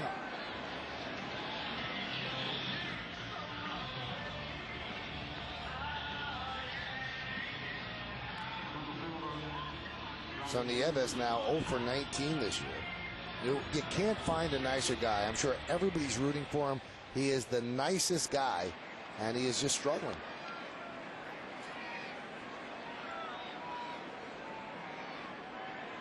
Here's Johnny Damon. He is 1 for 2.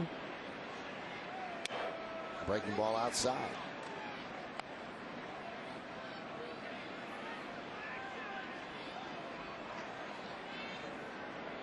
Always has a kind word, a hello. Tries to call you by your name. Good guy. As opposed to most people. Dude or Bubba. Yo. Hey.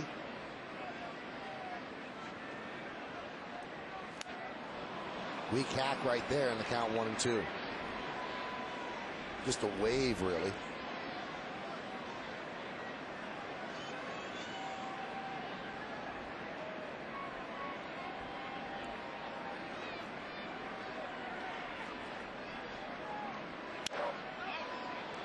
Phelps was going, and they're trying to create a hole on the left side of the infield, but Damon fouled it off.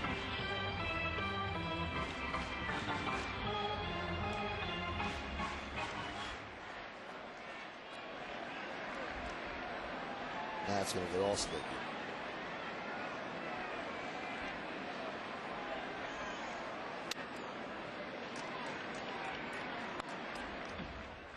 You ever eat cotton candy, Al? Yeah. Lately? No. No? You? No. It's too sticky. Like eating a Brillo pad. The 2-2. Count 3-2.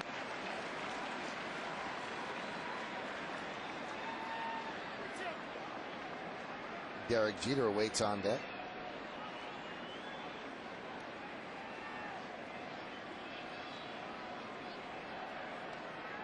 Runner will go. He does. And Damon walks, so Jeter gets a chance with 2 runners on base.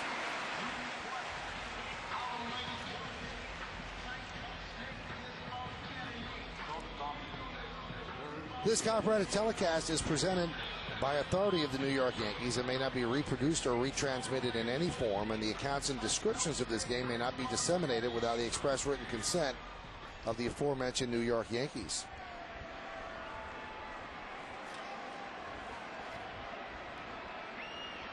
With runners in scoring position this year, Washburn has opponents hitting at a 2 for 16 clip.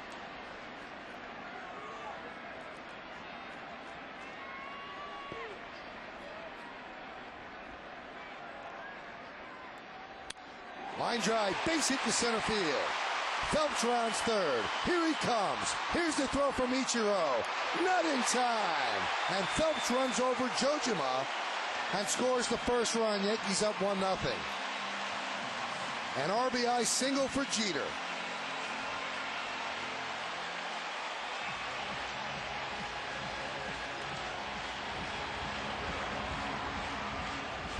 I don't know if Jojima knew where he was on that throw. When Phelps is coming around, I for sure thought he was safe easily.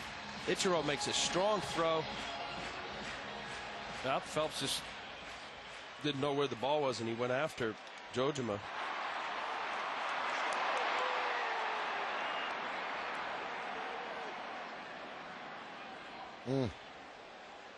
That might have been a little excessive there by Phelps. He could have just slid in, but again, maybe he didn't know where the ball was. The whole home plate area was open. It wasn't as if Jojima was standing in front of home plate and that was the only way to get there.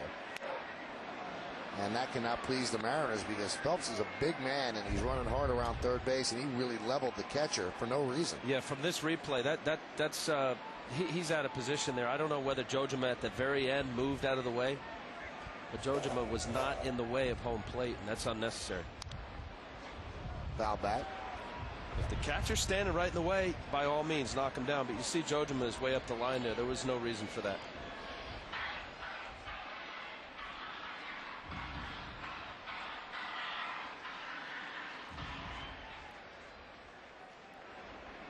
He almost veered too much to the left to hit him, and that caused him to almost miss home plate. He had to go back and touch it. The 0-2 just missed.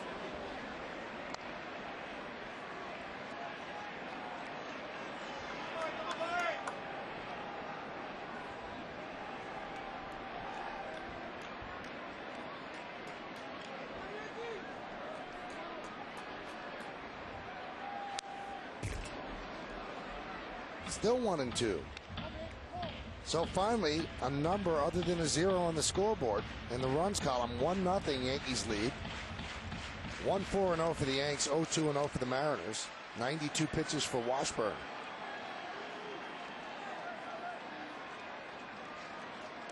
And the pitch. Served into left field. Coming on Ibanez. He can't make the play. Damon rounds third. He's coming home. The throw not in time. Jeter goes to third, RBI single for Abreu, and the Yankees lead 2-0.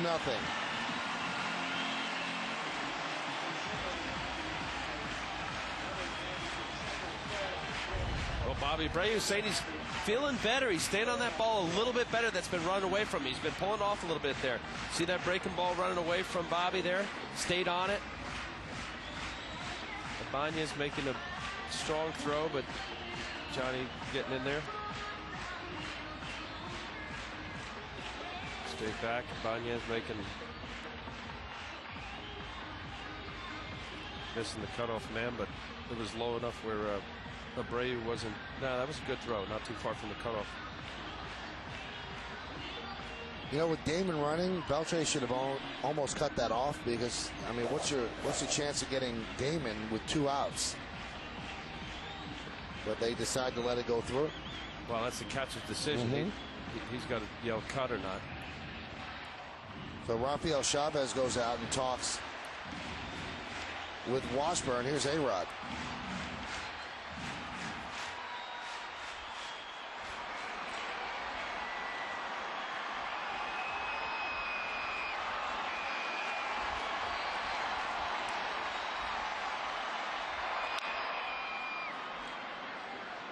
A-Rod trying to pull that outside pitch in the count 0-1.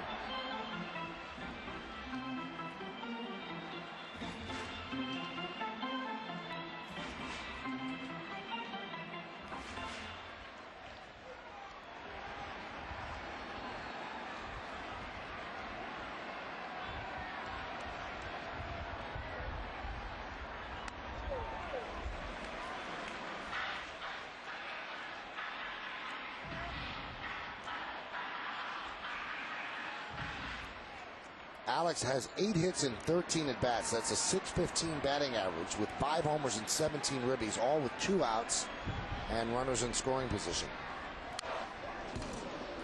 Count 1-2. He sold all off-speed pitches, and Jared Washburn, being the veteran pitcher that he is, he recognizing that you have a lefty on deck. Giambi hasn't done well against you. There's no reason to make a good pitch. That doesn't mean be tentative and not aggressive and make quality pitches, but in the entire at bat, as the pitcher here, you think that it's 0-2. 0-2 pitches expand the zone the entire bat. Grounded to third, Beltre. And that'll do it here in the 5th. But the Yankees get on the board. They score 2 runs on 3 hits. No errors and 2 men left. Derek Jeter with an RBI single to center scores Josh Phelps, who runs over Kenji Jojima. Then Bobby Abreu serves an RBI single to left field, scoring Johnny Damon. It all adds up to Yankees 2, Seattle nothing.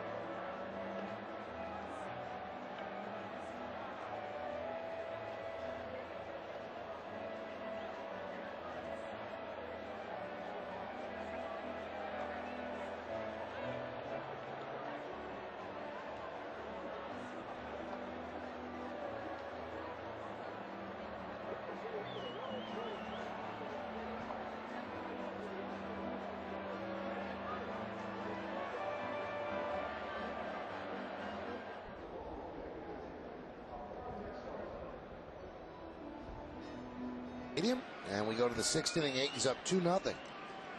Here's Ichiro against Darrell Rosna. First pitch is high, 1-0.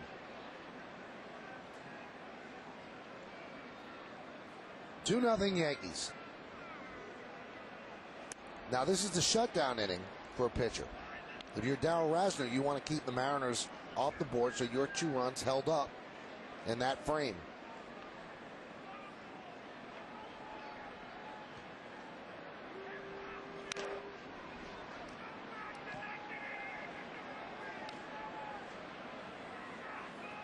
Let's take a look at Ichiro Suzuki, 6 for 6, 6 years in the major leagues, 200+ hits. Right is wrong. When he was young, his dad, he was a right-handed hitter, and his dad said, no, you're going to be left-handed. Why? Because he said he was 2 steps closer to first base, and he's got an awful lot of base hits banging it down on the ground. 41 in a row. He's had 41 consecutive stolen bases without being caught. And the record, the Major League record, that's the American League record. The Major League record is held by Vince Coleman, who had stolen 50 in a row between 88 and 89 while with the Cardinals. Ground ball to second base. Cairo. And there's one away. Rosna really looks sharp today. You mentioned the shutdown inning. You know, he's been ahead just about every hitter. Almost every hitter he's been 0-1, which is what you try to do, and certainly with his ability to be able to change speeds and move the ball around is very important for him. Second time around, if you notice these Seattle hitters, they're starting to be a little more aggressive on that first pitch. When you have a pitcher throwing strikes, you're looking for a fastball to hit and swing. First time they were kind of eyeballing a guy that they haven't seen, allowing him to get ahead, but you're going to see a lot more aggressive at bats here. Now, does that mean that Rosna should change? No, do what got you here, but you could mix in there off the end of the bat there. Beltre, good play, Bobby Abreu there.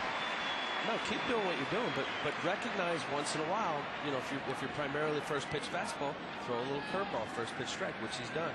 He's thrown a few first pitch changeups now. When hitters don't have a history with a pitcher, the best thing to do is see what he's got. Hopefully he's not throwing as many strikes if you're the hitter's position point of view as Rosna has been, but you want them to work. See what they have. What's their release point? What kind of movement they have on their pitches.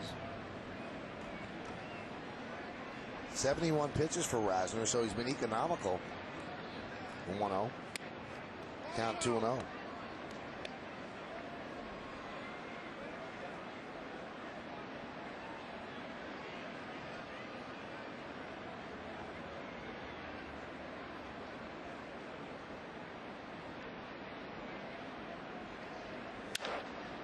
Slap the other way and foul.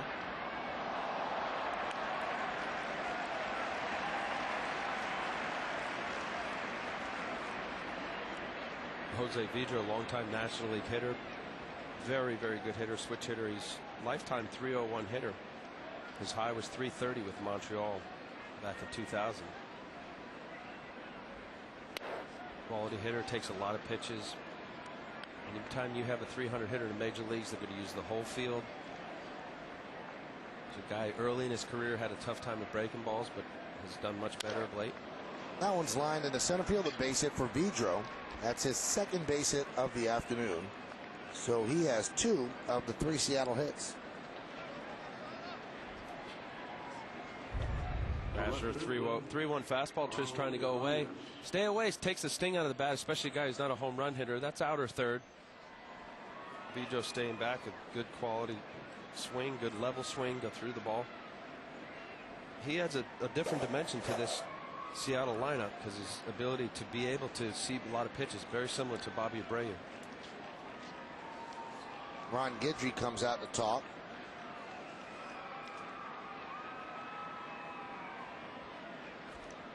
I think he's just going to buy a little time. I think there's a little movement in the bullpen.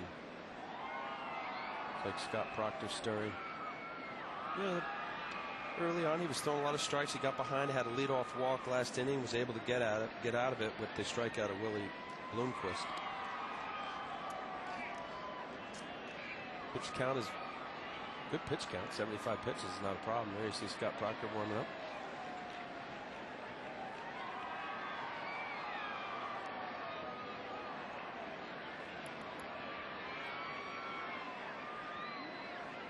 Oh for 2 for Ibanez.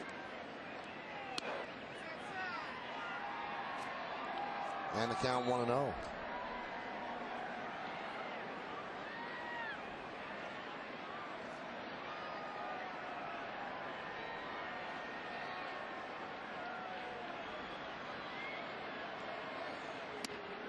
And a strike. Count 1-1.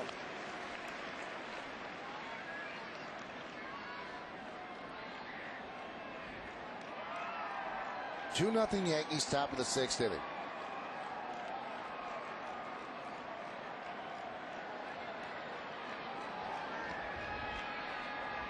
Way outside, along with Al Leiter. I'm Michael Kay. You're watching Yankees baseball right here on the Yes Network. We thank you for joining us on this Sunday afternoon. Yankees 2 and Seattle nothing. Third game of the 4-game set. Yankees won yesterday 8-1. They lost on Friday 15-11.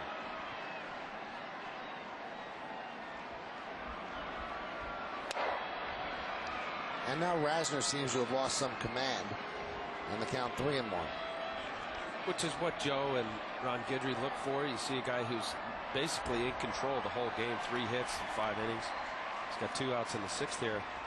But even though no runs are scored or hits being made, you get behind and you start losing your control within the zone. It doesn't take much, especially with a 2-run lead, to lose that. And now he loses Ibanez, and they have the dangerous Richie Sexson, who could make it 3-2 Seattle on his way to the plate. Now they're trying to stall. They want Phelps to go over and talk to Rasner, which would lead you to believe that this is it for Rasner, because they just want to get a couple more pitches for Proctor. Hey, this year when you're out of town and out of the Yankees broadcast area, you can still watch Yankees baseball. That's right. Log on to MLB.tv, and you can watch the game on your computer via the internet and watch it live. For more details, visit www.yankees.com, where baseball is always on. Blackout restrictions apply.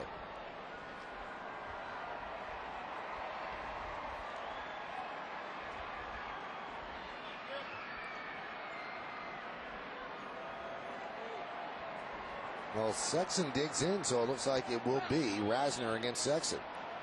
A strikeout and a walk. Now time is called, and they were just stalling. So Joe will get the ball from Rasner, who gives the Yankees 5 2/3 quality innings and turns over a 2-0 lead to Scott Proctor. Not much to complain about with the outing that Rasner gave the Yankees. You take that every time. He threw 80 pitches. He gave up just 3 hits. And he leaves to a rousing ovation as Proctor comes on to face Sexson. We'll be back.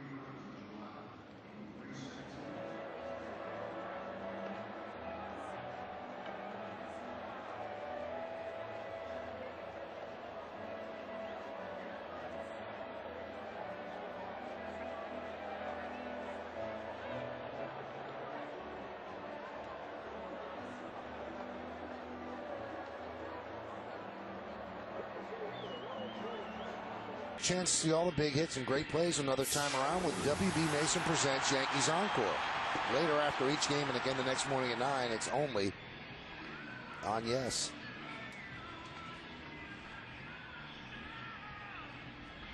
Well, as we mentioned, now there's no kick coming with Darrell Rosna. That's a pretty good performance. Oh, that's great. Look at it. 3 hits, no runs. Really most impressive of the first 18 batters up until that last inning. 15 of 18 batters, he was strike one. He was ahead. And even the last inning, he got behind a couple guys.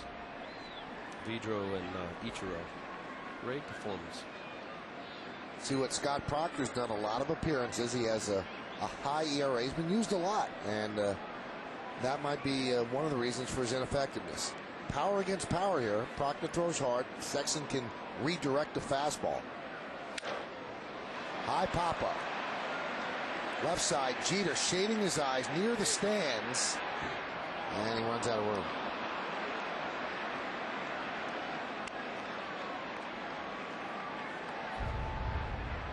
That ball just kept drifting. The wind is blowing in from left field to the third base dugout. What started out where Jeter thought that was closer to shortstop just kept blowing.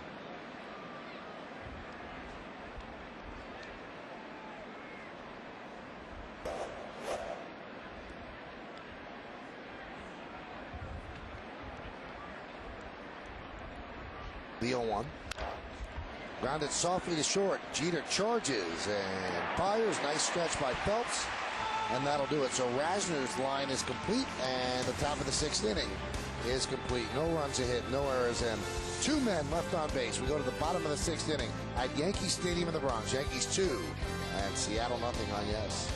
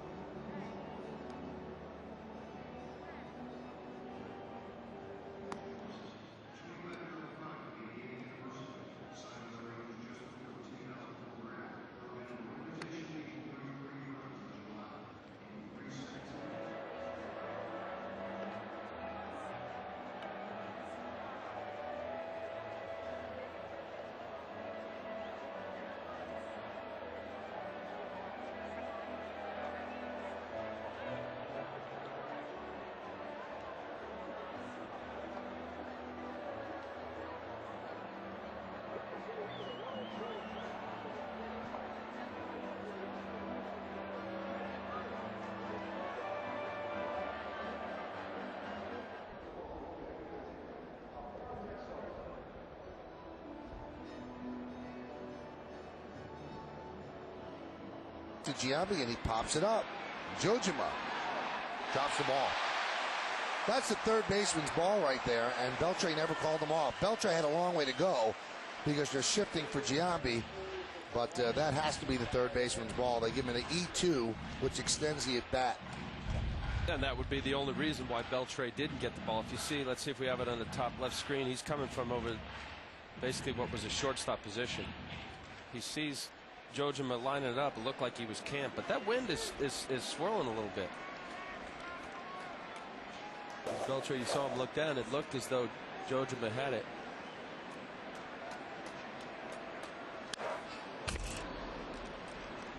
Giambi might have missed his pitch right there in the count 0-2. Whenever you see a batter foul it straight back, you know that he just missed it. Not a pop-up, but a line drive straight back. Because the timing was right. Just got either on just on the top of the ball, below the ball. And that actually led to one of the great line drive to right field, Guillen there. One of the great moments in Yankee postseason history. If you remember the 1996 World Series when Leyritz hit the home run, he kept fouling back Mark Waller's fastball, just missing it, fouling it back. And rather than staying with his best pitch, he said, wow, he's right on my fastball. He threw the slider and he hit it out and tied the game at 6. One of the biggest postseason home runs in the postseason history for the Yankees. That, you know, there's 39 World Series appearances there. That's not too bad. And there's a strike to Matsui. One hit away from 2000 for Matsui. And the count 1-1. We're in the bottom of the 6th inning here at the stadium. A great day. A little bit chilly, but so what? Sun is shining, not a cloud in the sky. People just happy to be alive. The 1-1. Aren't you? Speak for yourself.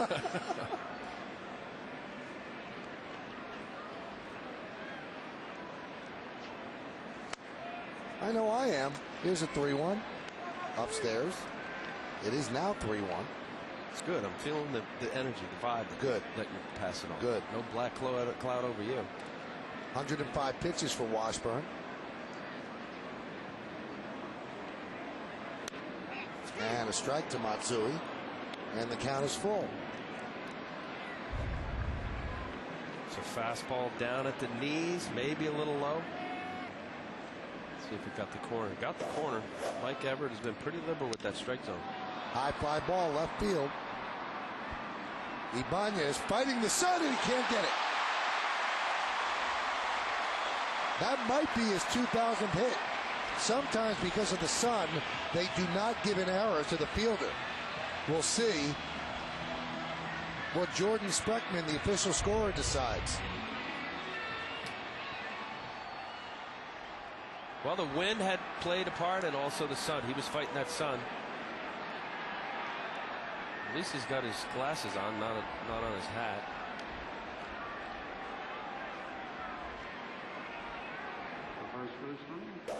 Jordan is watching all of the replays.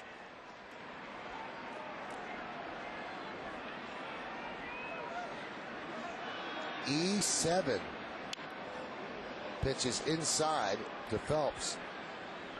That's harsh. Most of the time, balls that are lost in the sun, they give it a hit. He's clearly fighting the sun. At the end there, the wind took it.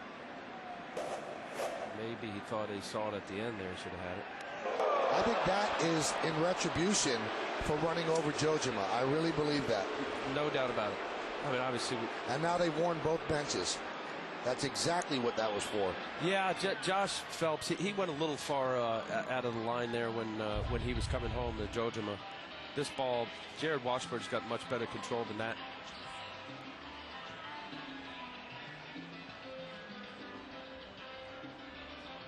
And you know what? I think that Phelps knew it. And you see this is the play where Phelps took out Jojima in the 5th inning. Just went out of his way, unnecessarily hit him. He didn't even have the ball, and he wasn't in front of the plate. And you just knew he was going to get drilled. Well, as a pitcher, you got to protect your players, and Jojima looked like it was that he was hit unjustly by getting out of the way. Maybe Josh knows it or not. You know, in the heat of the moment, you're rounding third.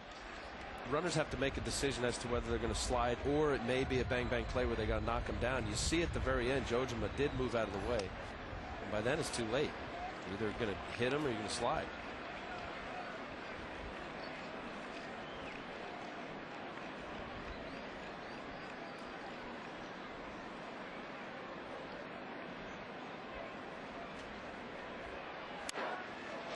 Loop to right field. This could dunk in. It does. Off the glove of Brunquist for a base hit. And the runners advance 1. That'll be the first base hit of the year for Cairo, snapping an 0 for 11.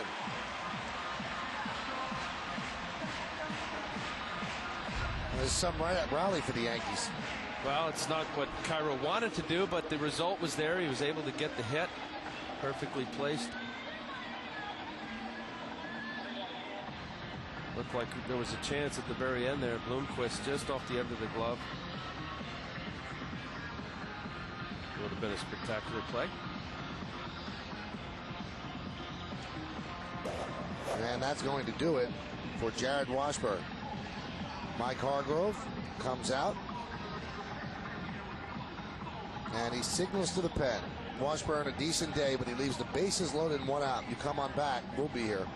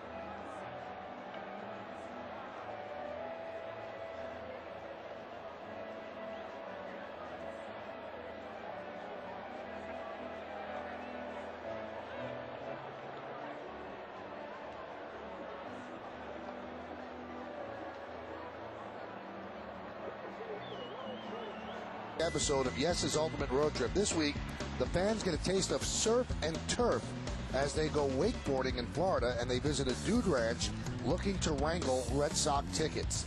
It's an all-new Yes's Ultimate Road Trip tonight at 7, only on Yes. They go to Chris Rietzma. This will be his 11th game, more than a hit per inning. And the home plate umpire, Mike Everett, is reminding Rietzma that both benches have been warned. So if another batter is hit, the umpire has the discretion to throw that pitcher out, and the manager as well. Will Nieves 0 for 19 be a nice spot for him to break out of it? Bases loaded with the Yankees, Matsui, Phelps, and Ichiro. Third to first.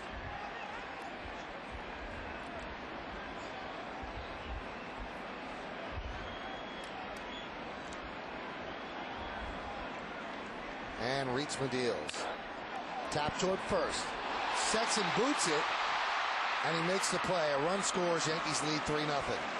Any chance at home plate was gone once he bobbled the ball, and then he barely got the runner. So an RBI for Nieves. Well, Nieves hit it right off the end of the bat, and you see Sexton anticipating that ball to bounce up, and it actually was spinning away from him.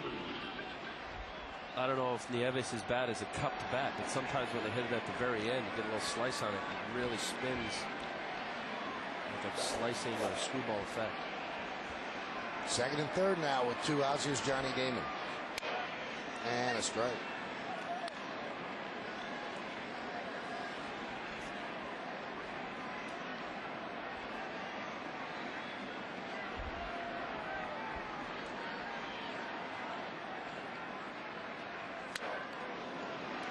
Count 0-2. Damon today is 1 for 2 with a walk and a run scored. Jared Washburn, his line still not complete. The runners at second and third are his responsibility through 111 pitches and 5 1/3.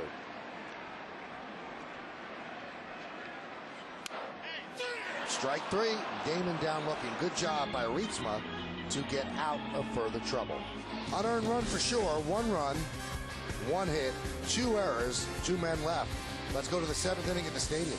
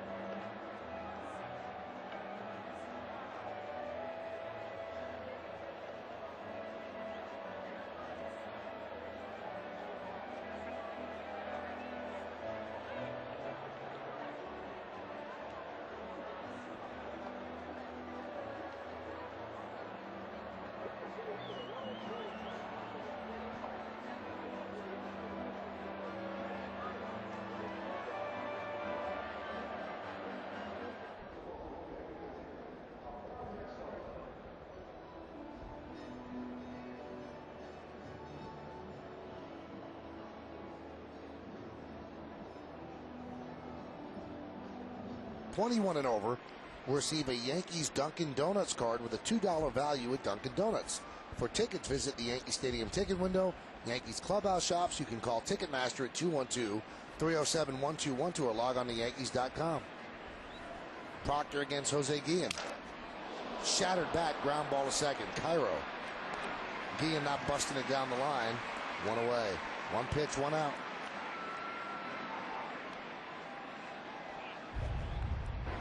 Well, you just never know. Just because it's a major league infielder, they may or may not be able to field the ball cleanly or throw it. So that's not the way you do it. For as embarrassing as it is sometimes for a hitter to get his bat shattered, and you running 90 feet, you put your head down, you run hard.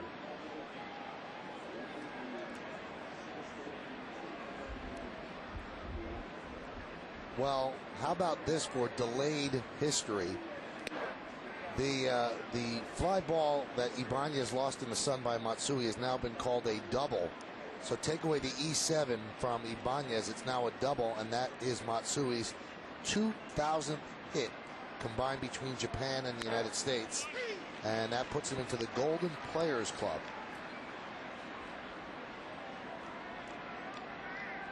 And membership requirements are 200 wins, 250 saves, or 2,000 hits or more.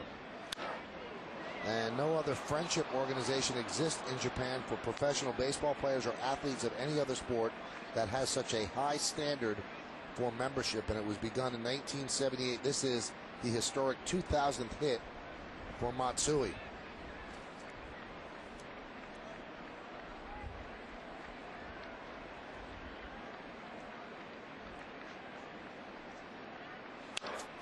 Ground ball left side. To the glove side, A-Rod. He does a 360 and fires, and Jojima is down on the 5-3. Alex playing much more aggressive there at third base. This infield at Yankee Stadium's pretty thick grass. You see the ball slow down tremendously. He was able to get to it, plants his feet, a little spin move. Nice play. Yeah, standing around the batting cage for batting practice, every visiting team comes in, they say, geez, cut the grass. And that's thrown behind Betancourt. And Proctor is going to get thrown out of the game. And now the Mariners are coming out of their dugout. And the Yankees following right behind.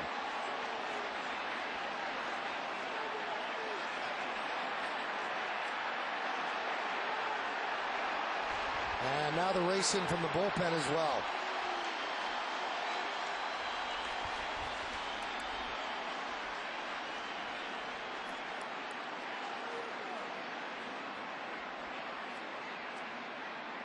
So Betancourt's probably thinking, why me? What did I do? And I got to be honest, Al, I think that Proctor's wrong on that one. I thought that Phelps had it coming to him after he went out of his way to hit Jojima. And then Proctor throws behind Betancourt after the warning, so not quite sure that that was a cool thing to do.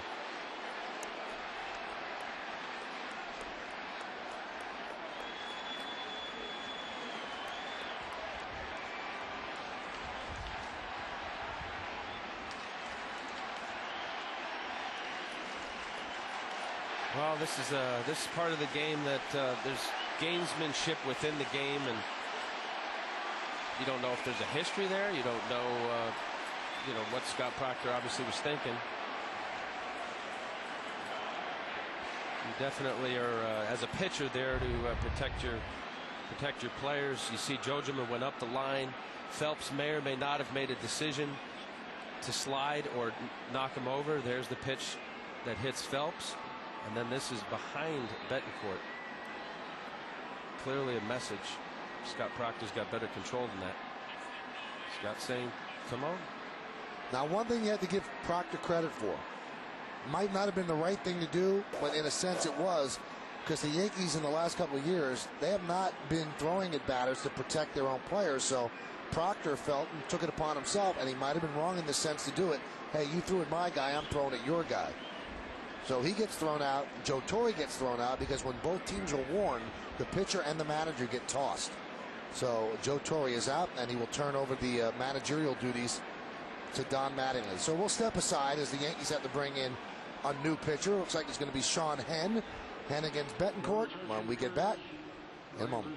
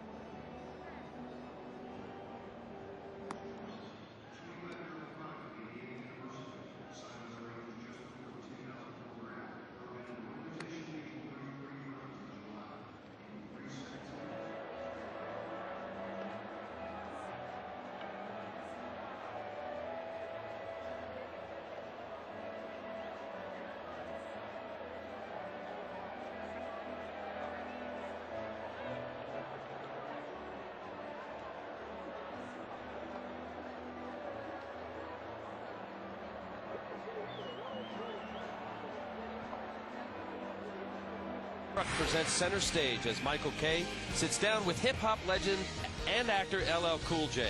Tune in and get the straight story from this rapper's life growing up in Queens and find out the inspiration for some of his biggest hits. Center Stage, LL Cool J premieres Wednesday at 11 o'clock only on Yes. Well, it all started with Josh Phelps running into the catcher, Kenji Jojima. And then the next inning, Phelps was plunked by Jared Washburn. A warning was issued to both benches. Now, it started on Friday. After giving up 3 home runs, Ichiro is decked by Keiagawa. Threw right at his head and barely missed hitting him in the head. Both benches were warned. Yesterday, Alex Rodriguez came up, and he was hit. Now, you don't know if Shaun White did that on purpose, but he certainly was hit on the elbow. He gets hit on the elbow a lot. That doesn't look like it was really on purpose. But the two today, they were certainly on purpose. The one by Washburn and then the one by Proctor. And this is what started it today. You can see Jojima did not have the ball, and he was not in front of the plate. And Phelps went after him. And then Phelps gets plunked an inning later by Washburn, had no complaint. And then Scott Proctor throws behind Unieski Betancourt. And Betancourt didn't like it. The bench is emptied, the bullpen's emptied, and Wilm Nieves with a hold of Unieski Betancourt. And now they turn it over to Sean Henn. So Henn could have as much time as he needs because no one was warming as Proctor did that. And you see Henn's numbers. He's been good this year. 15 in the third, 11 hits, too many walks, 8 strikeouts, but a 1-0 record, 2.93. Now Brian Bruney, who was the first of the relievers leading the brigade from the bullpen, he'll begin to throw, talking with bullpen coach Joe Kerrigan.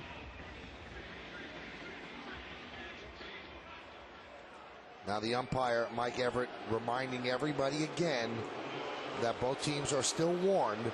So if somebody goes down, well, the pitcher goes. And in the Mariners case, Hargrove would go. And in the Yankee case, the pitcher would go and Mattingly would go, because Mattingly is now the manager of the Yankees, with Joe Torre having been tossed because of Proctor throwing behind Betancourt.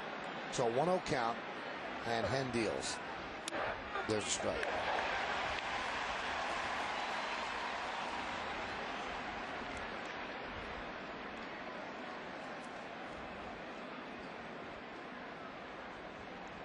And the 1-1. Count 2-1.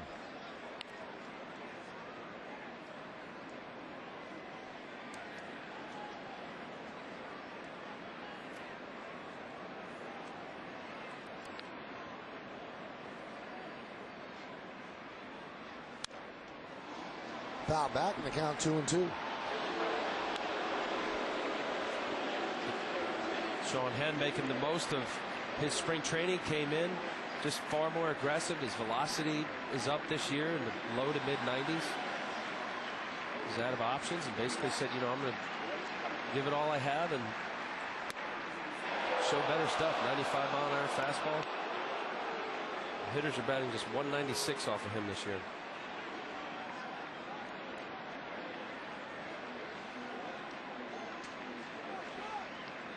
Mattingly filling in his manager. Torrey watching the game probably from his office. And Betancourt walks. And had a little bit of a look in the Yankee dugout as he went to first base.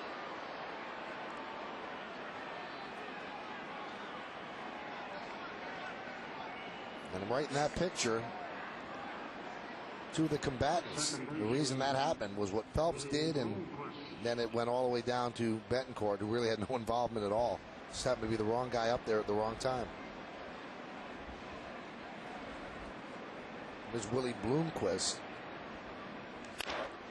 Grounded over the middle. Jeter is there. He'll step on second, and that'll do it for the final out of the 7th inning.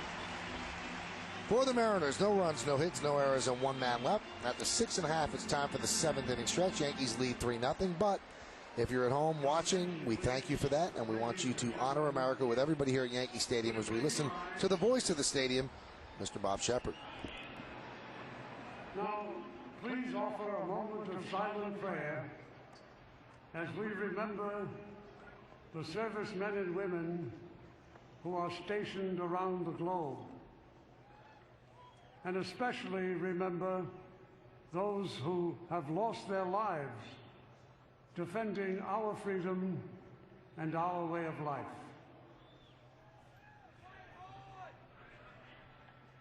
And now, please join Kate Smith as she sings God Bless America.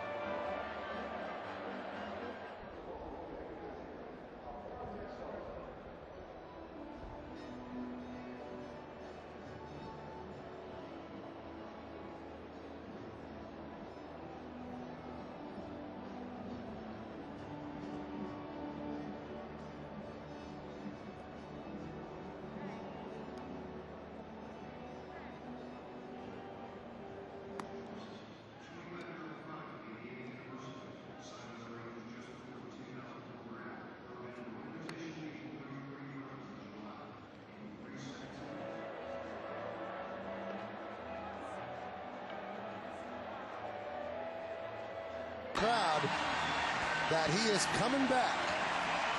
So I guess they got him to come back a little bit sooner than he said he was going to. And Al, I guess the Yankees have themselves a fourth starter.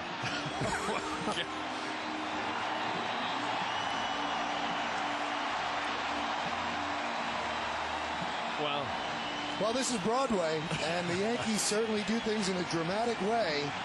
And you can see some of the grins on the dugout bench. I don't think that the players knew. Obviously, the fans didn't know, and a lot of fans calling their friends here. Clemens is a Yankee, and so Andy Pettitte has back his buddy, and the Yankees have back Roger Clemens. And the last time he pitched for the Yankees in the World Series in 2003, just a very surreal, emotional moment here at the stadium. Wow. Pretty amazing.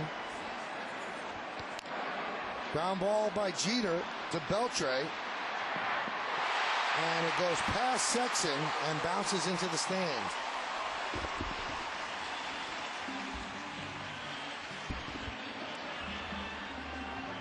Now here's Roger waving his fist to the crowd. Now please stay tuned, because we're just told the Yankees will bring Clemens in here and we'll get a chance to talk. And now Guidry's saying to Pettitte, "Did you know that?" And Pettitte goes, "I didn't know that." You decide, did he know it? So that is scored in E5 as Jeter reaches second.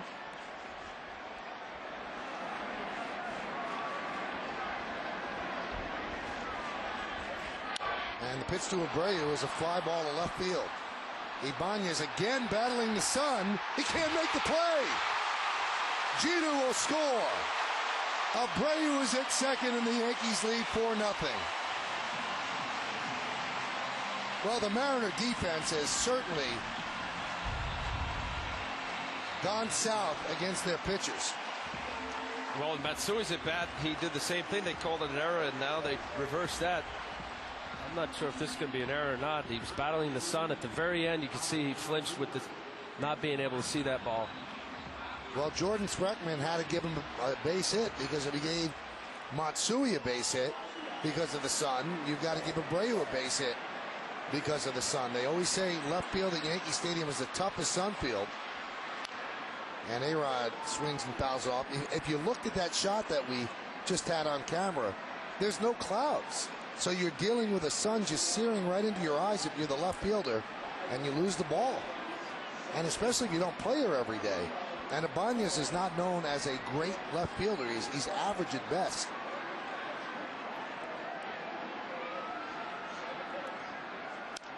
That one's lined into right field, and Guillen makes the play for the first out. So if you just walked away from the TV set and you just happen to settle back, a dramatic moment here at the stadium as Roger Clemens announces from the owner's box that he is going to return as a Yankee. It was a surprise to everybody, including us. We had no idea. The Yankees on the bench looked as if they had no idea. Andy Pettitte still has a look of amazement on his face. I think he knew. You do think he knew? Yeah. Well, a lot of them didn't, I'll tell you that. All the fans didn't. Everybody in the media had no idea. And we were somewhat surprised as well. The owner's box, in comparison to our box, is to our left, and it's to the right if you're looking from the field. And there's nobody in the owner's box today. And all of a sudden, after the God Bless America and then the 7th inning stretch, there was Roger Clemens standing there with a microphone addressing the crowd.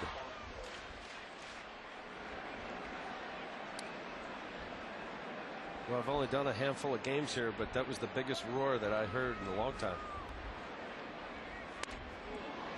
Giambi swings and misses, and he goes down on strikes. Well, as the speculation of, we've been hearing about it up here in the press box that Roger was on his way. I have the same agent, Alan and Randy Hendricks, also represented me when I played, and I was texting Alan Hendricks. There you see his resume. In my opinion, the greatest pitcher that ever stood on a major league mound. I know that's debatable and it's subjective, but in this era, for him to do what he's done and be compared to the greatest ever, certainly deserving. So I finally got the message, Alan. Looks like you're going to have to put up with him and us all summer. And there's a base hit for Matsui. Abreu rounds third. He's coming home. The throw is way up the first baseline. An RBI single for Matsui. He moves to second on the throw. That's hit number 2001. That's the legitimate one. And the Yankees now lead 5-0. Well, he wasn't able to get the ball from Ibanez since they called it an error initially. I don't know if they took that ball. It's a good swing. Tell him to go to second base. Nobody's there. They play at home plate.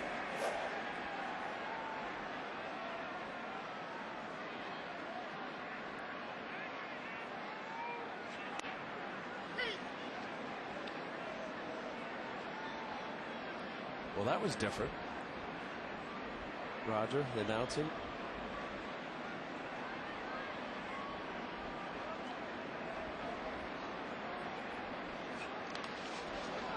Jojima blocks the ball. That's about as different as it gets. To me, that's somewhat parallel to Old Timers Day when they brought back Billy Martin after a couple of days after he was fired, and he was the last guy announced.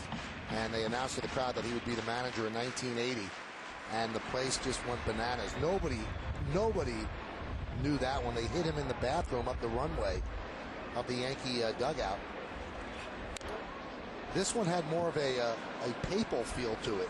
Like he was standing at the Basilica in St. Peter's and looking down on the crowd. Very, very dramatic and very surprising.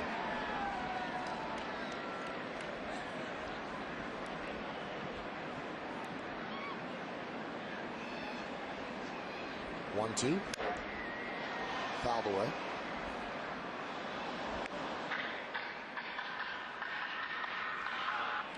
Well, he's been pitching batting practice, and I know he was doing a little of that in spring training. Alex is saying, did you know? Why didn't you tell me? Alex would get a chance now to play with Roger Clemens. He wasn't here when Clemens was here. Check swing. Clemens 77-36 as a Yankee, and obviously he had tremendous seasons with the Astros.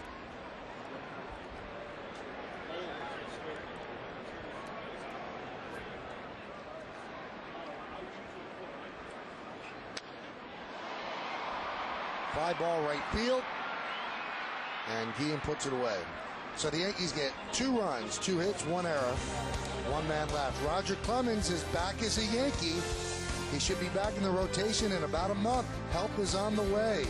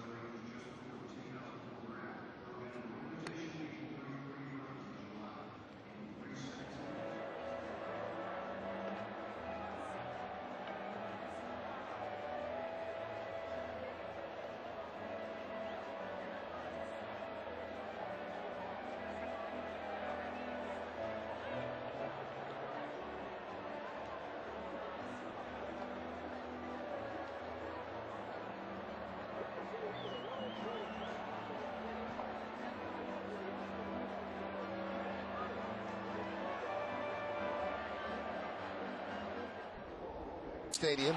Roger Clemens picks up his 300th victory against the St. Louis Cardinals. A big moment. That was his last year with the Yankees. Mariano Rivera saved the game.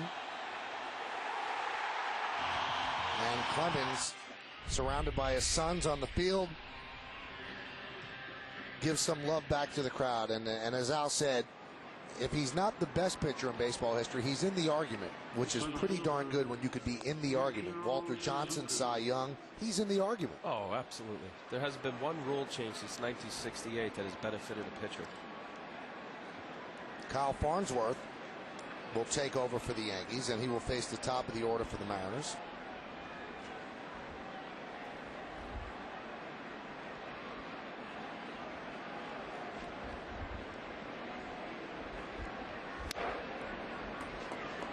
And the pitch is high, 1-0. Clemens 348 and 178 with a 3.10 ERA for his career.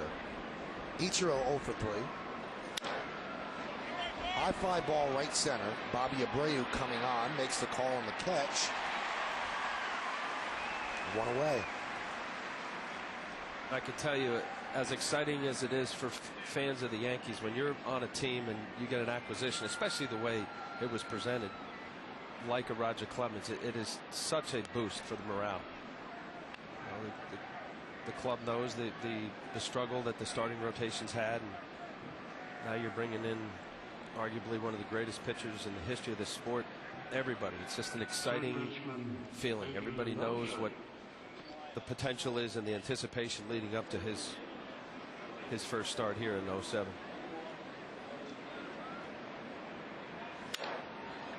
Beltre with a fly ball to center. And there's 2 away. Hey fans, today and throughout the Yankee season on Yes, we're allowing you to vote along with your Yankee announcers for the Chevrolet Player of the Game. Text your vote to 55222, or for more information visit ChevyOffers.com. You can vote right up until the end of the game. Vote now and make your voices heard. Today's candidates are Darrell Rosna, number 1, Derek Jeter, number 2. Bobby Abreu, number 3. And Roger Clemens, number 4. Standard text messaging rates apply. Jose Vidro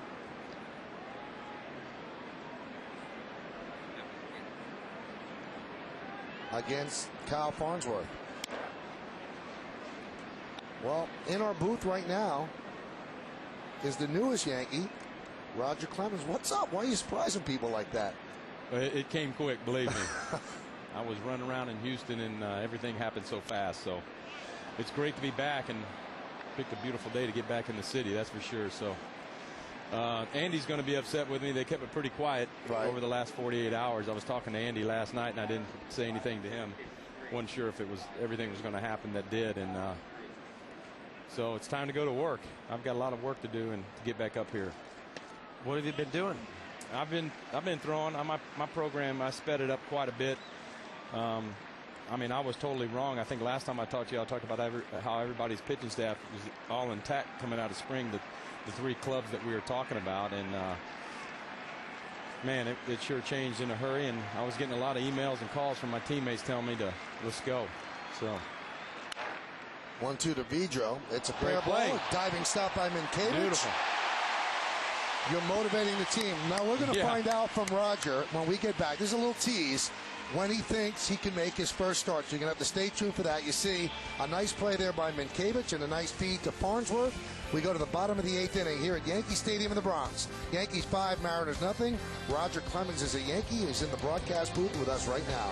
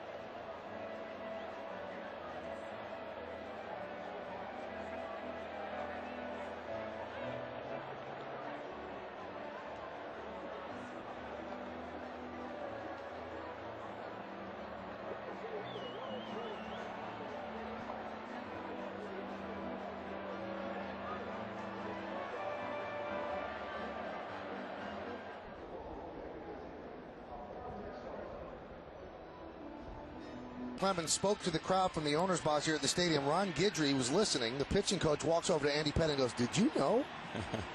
And Andy goes, "No, I didn't know." And he's telling the truth, right, Roger? He is. He's going to be upset with me. I talked to him yesterday, and I didn't let him know anything. I was on my way up here anyway. I was going to do a little thing with Continental Airlines. I was going to play in their golf tournament tomorrow for Continental Air, and so that's how we disguised it a little bit. And like I said, everything just happened so fast. I was not real sure what was going to happen, if it was going to happen. And Randy Hendricks called and told me that we've got a deal if you want to go back to work. And I said, let's do it. My timetable's already sped up anyway. Sean Green is a new pitcher for the Mariners. So when do you think you could get on the mound and pitch in a major league game?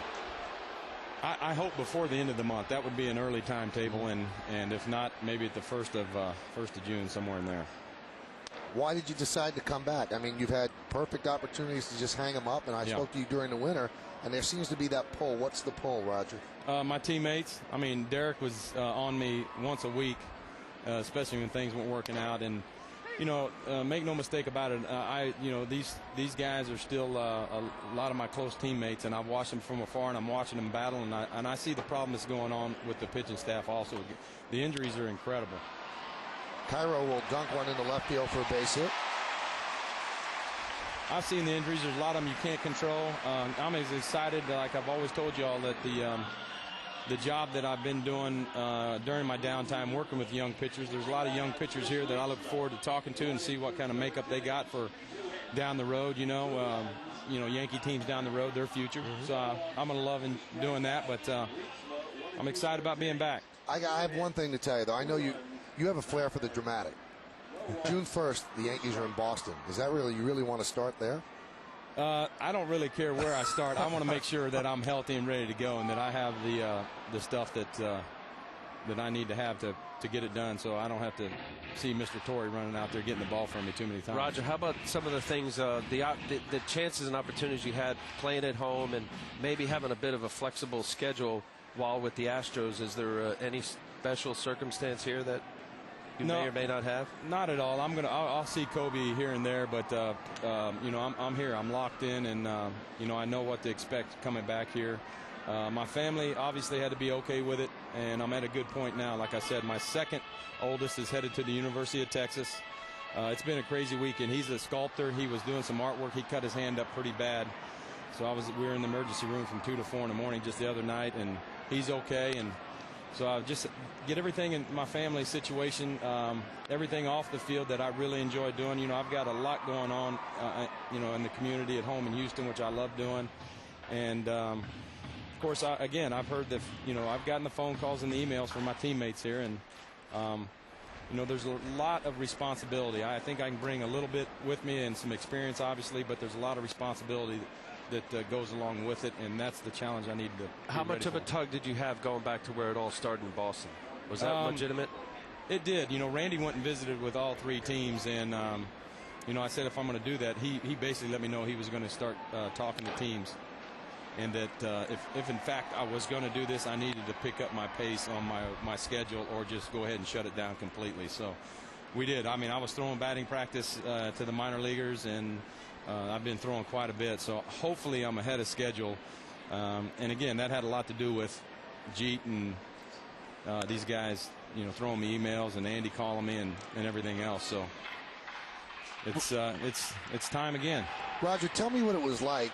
We had goosebumps watching it. The crowd looking up at you, and the ovation was so amazing. What was going through your head?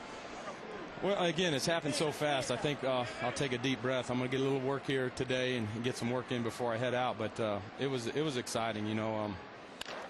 I guess it was a little exciting when I was driving over, the excitement that was going on here at the ballpark. So got a little taste of that, and but the reception was great. And again, I hope I can get back here and help these guys get the job done. There's only one level here, and you know what it is. So, did it concern you? Because I know that you don't want to come back and pitch for a team that struggles. You want to be in the postseason again. The Yankees have gotten off to a slow start. Why'd you choose the Yankees? Well, I think you can. Obviously, I have quite a bit of friends and ex-teammates, now current teammates again, on this club, and that made a big difference. I'm comfortable around those guys too, so it might have had something to do with it, but. Let's face it, these guys know how to win. One of the best managers, if not the best. I've enjoyed playing for Joe. The best clutch hitter you have there on deck in all of baseball. And obviously the best closer that I've ever had an opportunity to be around that's out there in that bullpen. I can go on and on if you want me to give you some more. But the bottom line is, it's still amazing to me. There's 3 or 4 guys down there that don't have a championship ring. And that shouldn't be the case with this type of ball club. When you left the mound in the 2003 World Series, you legitimately thought that was it, and here we are in 2007, and you're still pitching. What keeps you coming back? I was very upset in 2003. Not upset. I had so many flashbacks when that first happened, and then I took a deep breath and knew that I had a chance to be in the bullpen throughout the remainder of that series. And then, when it ended, I thought that was it. I thought I had thrown my last pitch, and I felt good about it. That was my mother's wishes, and so we've come to grips with a lot of that. I've been playing at home. I didn't know the circumstances that would happen with Andy going back to Houston, and I just feel very blessed. My body's been holding up. What can I say? I've taken care of myself, and I've done the work. I've always enjoyed working and again working with young guys. So hopefully that'll be the case here. I want to get my body ready for a situation like this on this field here, and that's just going to take a little more time. So let me get this straight. Did you sign a 3-year deal? You know what? looking at Randy Hendricks and Cash in there, he might have signed me to 3 or 4 years, and I'm going right into senior softball. I don't know what's really going on. I haven't seen a whole lot of anything right now. I just know that I'm back, and I know what challenges I've put in front of myself again, and you know, I've got a lot of teammates that are working for the same thing right down there in that dugout. So. Now, although you've been exchanging messages with the guy at the plate, did Jeter know that this was happening? He did not. He just said, "What, you know, he's been on me pretty hard for the last 2 weeks." Well, you did good. You did a good thing there. Most surprising is how that didn't get out. Right. No one knew. Nobody. Well, like I said, it came to me fairly quick too, and then I had a lot going on. So you're excited, nervous? I'm excited, and I'm ready to. You know, it's another challenge, Al. You know, it's another challenge. I expect to do things at the age of 44, 45 like I did when I was 25. I expect to be able to perform like that, and I will be most disappointed if I don't. And again, it's a disappointment here if I don't. You know, I have some other inner thoughts that I will share with people at the end of the year. Another reason why I came back here, and I'll save that for down the road. So remind me after this is all said and done. Hopefully we're having a parade and everything else goes along with playing here in New York. But that's the goal that you have when you come back here. I know that's the reason why Andy came back, and I'm looking forward to playing with some of my old teammates and meeting some of these new guys that I just had a brief chance to meet in spring training when I was there with y'all. It's 5-0 Yankees. We're in the bottom of the 8th inning. First and second, Abreu with the play. See you wearing your Yankee ring? Oh yeah. Every once in a while, I break that thing out. It's great to have a choice, too, by the way. Yeah, you have 2 that you can choose from. That's nice. No, you know, just looking at you didn't eat a lot of pizza. You don't look like you put on weight. No, I'm not. I'm about at playing weight right now, and I feel pretty good. Again, when you're chasing around my oldest one, well, all 4 boards, really. I told you, moss is not going to grow underneath my feet. That one's lined to left and foul. Trying to stay pretty busy and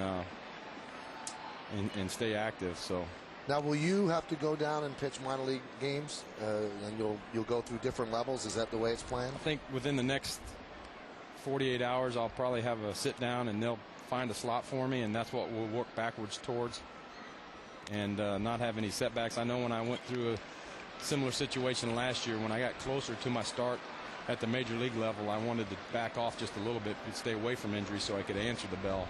So I'm going to go at it pretty hard in the next 2 weeks, just like I have the previous 2 weeks. 3-2.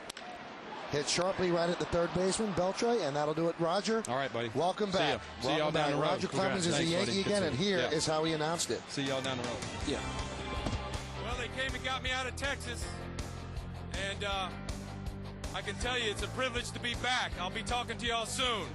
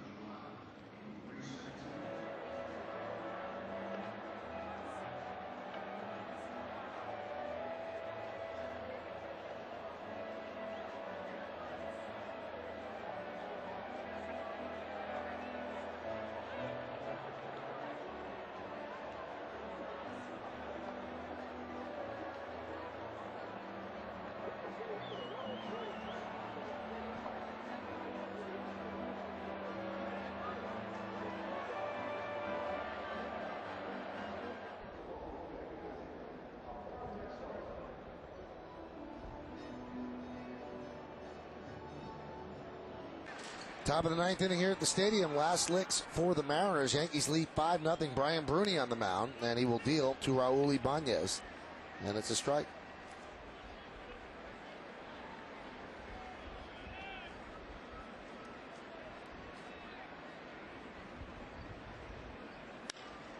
Given out to left field. Matsui back, and he'll make the play.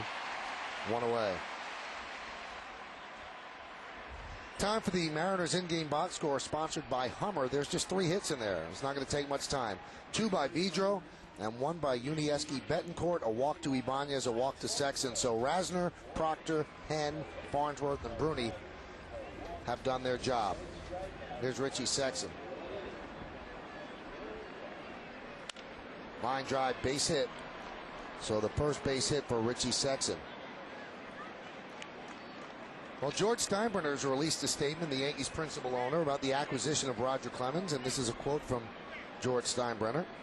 As I pledged just a few days ago, I will do everything within my power to support Brian Cashman, Joe Torre, and this team as we fight to bring a 27th championship back to New York. Roger Clemens is a winner and a champion, and he is someone who can be counted on to help make this season one that all Yankee fans can be proud of. The sole mission of this organization is to win a world championship, and that is the statement from the Yankees' principal owner, George M. Steinbrenner.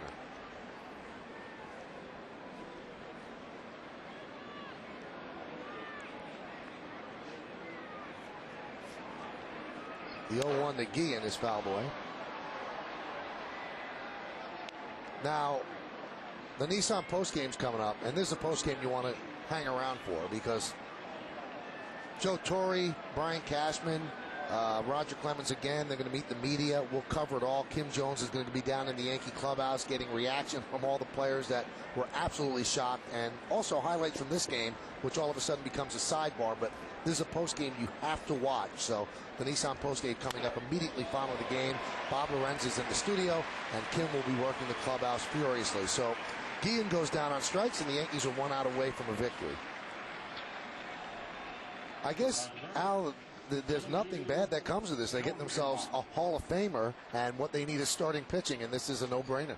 And you jokingly said pretty good 4th starter. Roger Clemens, I had an opportunity to play with him during the WBC last year, and he had as good a stuff as I've ever seen him throw in the last handful of years. He's not only just a power guy anymore, he throws a split, he uses breaking ball. I mean, this is a huge, huge lift. I mean, a lot of speculation. Where was he going to go? Is he going to play? All along, I felt like it was going to be the Yankees. There was some tug and heartstrings going to Boston, but this is a tremendous lift for this ball club. Jojima with a fly ball to right field.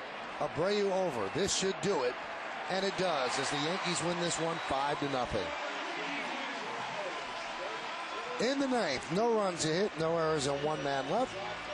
So the Yankees win 5-0. Andy Pettit's buddy is back, Roger Clemens. So the Yankees win 5-0, and only here in Yankee Stadium, only here in the Bronx, could that be the sidebar. Hideki Matsui joins an exclusive club with his 2000th hit. This is the first shutout for the Yankees this year, as the 5 pitchers combined for a 4-hit shutout against a decent hitting Mariner team. So just a wild day here at the stadium, a quick game, but the ramifications are going to be felt for a long time, as the Yankees, their weakness this year has been their starting pitching.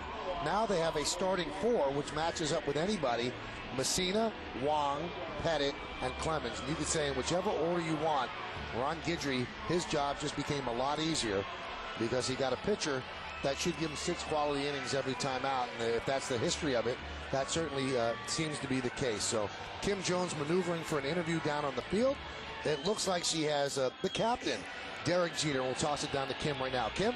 Thank you, Michael. Derek, a win. Roger Clemens comes back. Just another day at the ballpark, right? Great job by our pitchers. You know, Rosna did a good job. Our bullpen came in and did a job as well. So we're trying to keep it rolling. I think Wang set the tone last night and or yesterday. I don't even know what time we played, but that was a great job by our pitching staff. How about that guy, Roger Clemens, coming back? I knew that. You knew it? Because you were bugging him every week? No, I was not bugging him. But it's good to have Rocket back. You know, every team in baseball would love to have a pitcher of his caliber, and I'm not exactly sure how soon he's going to be back, but I'm sure he can help us. He said he's hoping by the end of the month, Derek, but in the meantime, is it a big morale boost to know he's coming back? Well, you still got to play without him. You can't sit around and wait for him to get here. You know, we got some guys that have to go out there and continue to pitch well and do the job. So, you know, we worry about Rocket when he gets here, but it's good to know he's coming. Thank you, Derek. Michael? Thank you, Kim, and thank you, Derek. So I guess Derek didn't think that he was annoying him by sending those text messages. Roger Clemens said he was texting him every week or so. So Roger Clemens is back. We'll be back in just a moment with the highlights, the awards, and the postgame.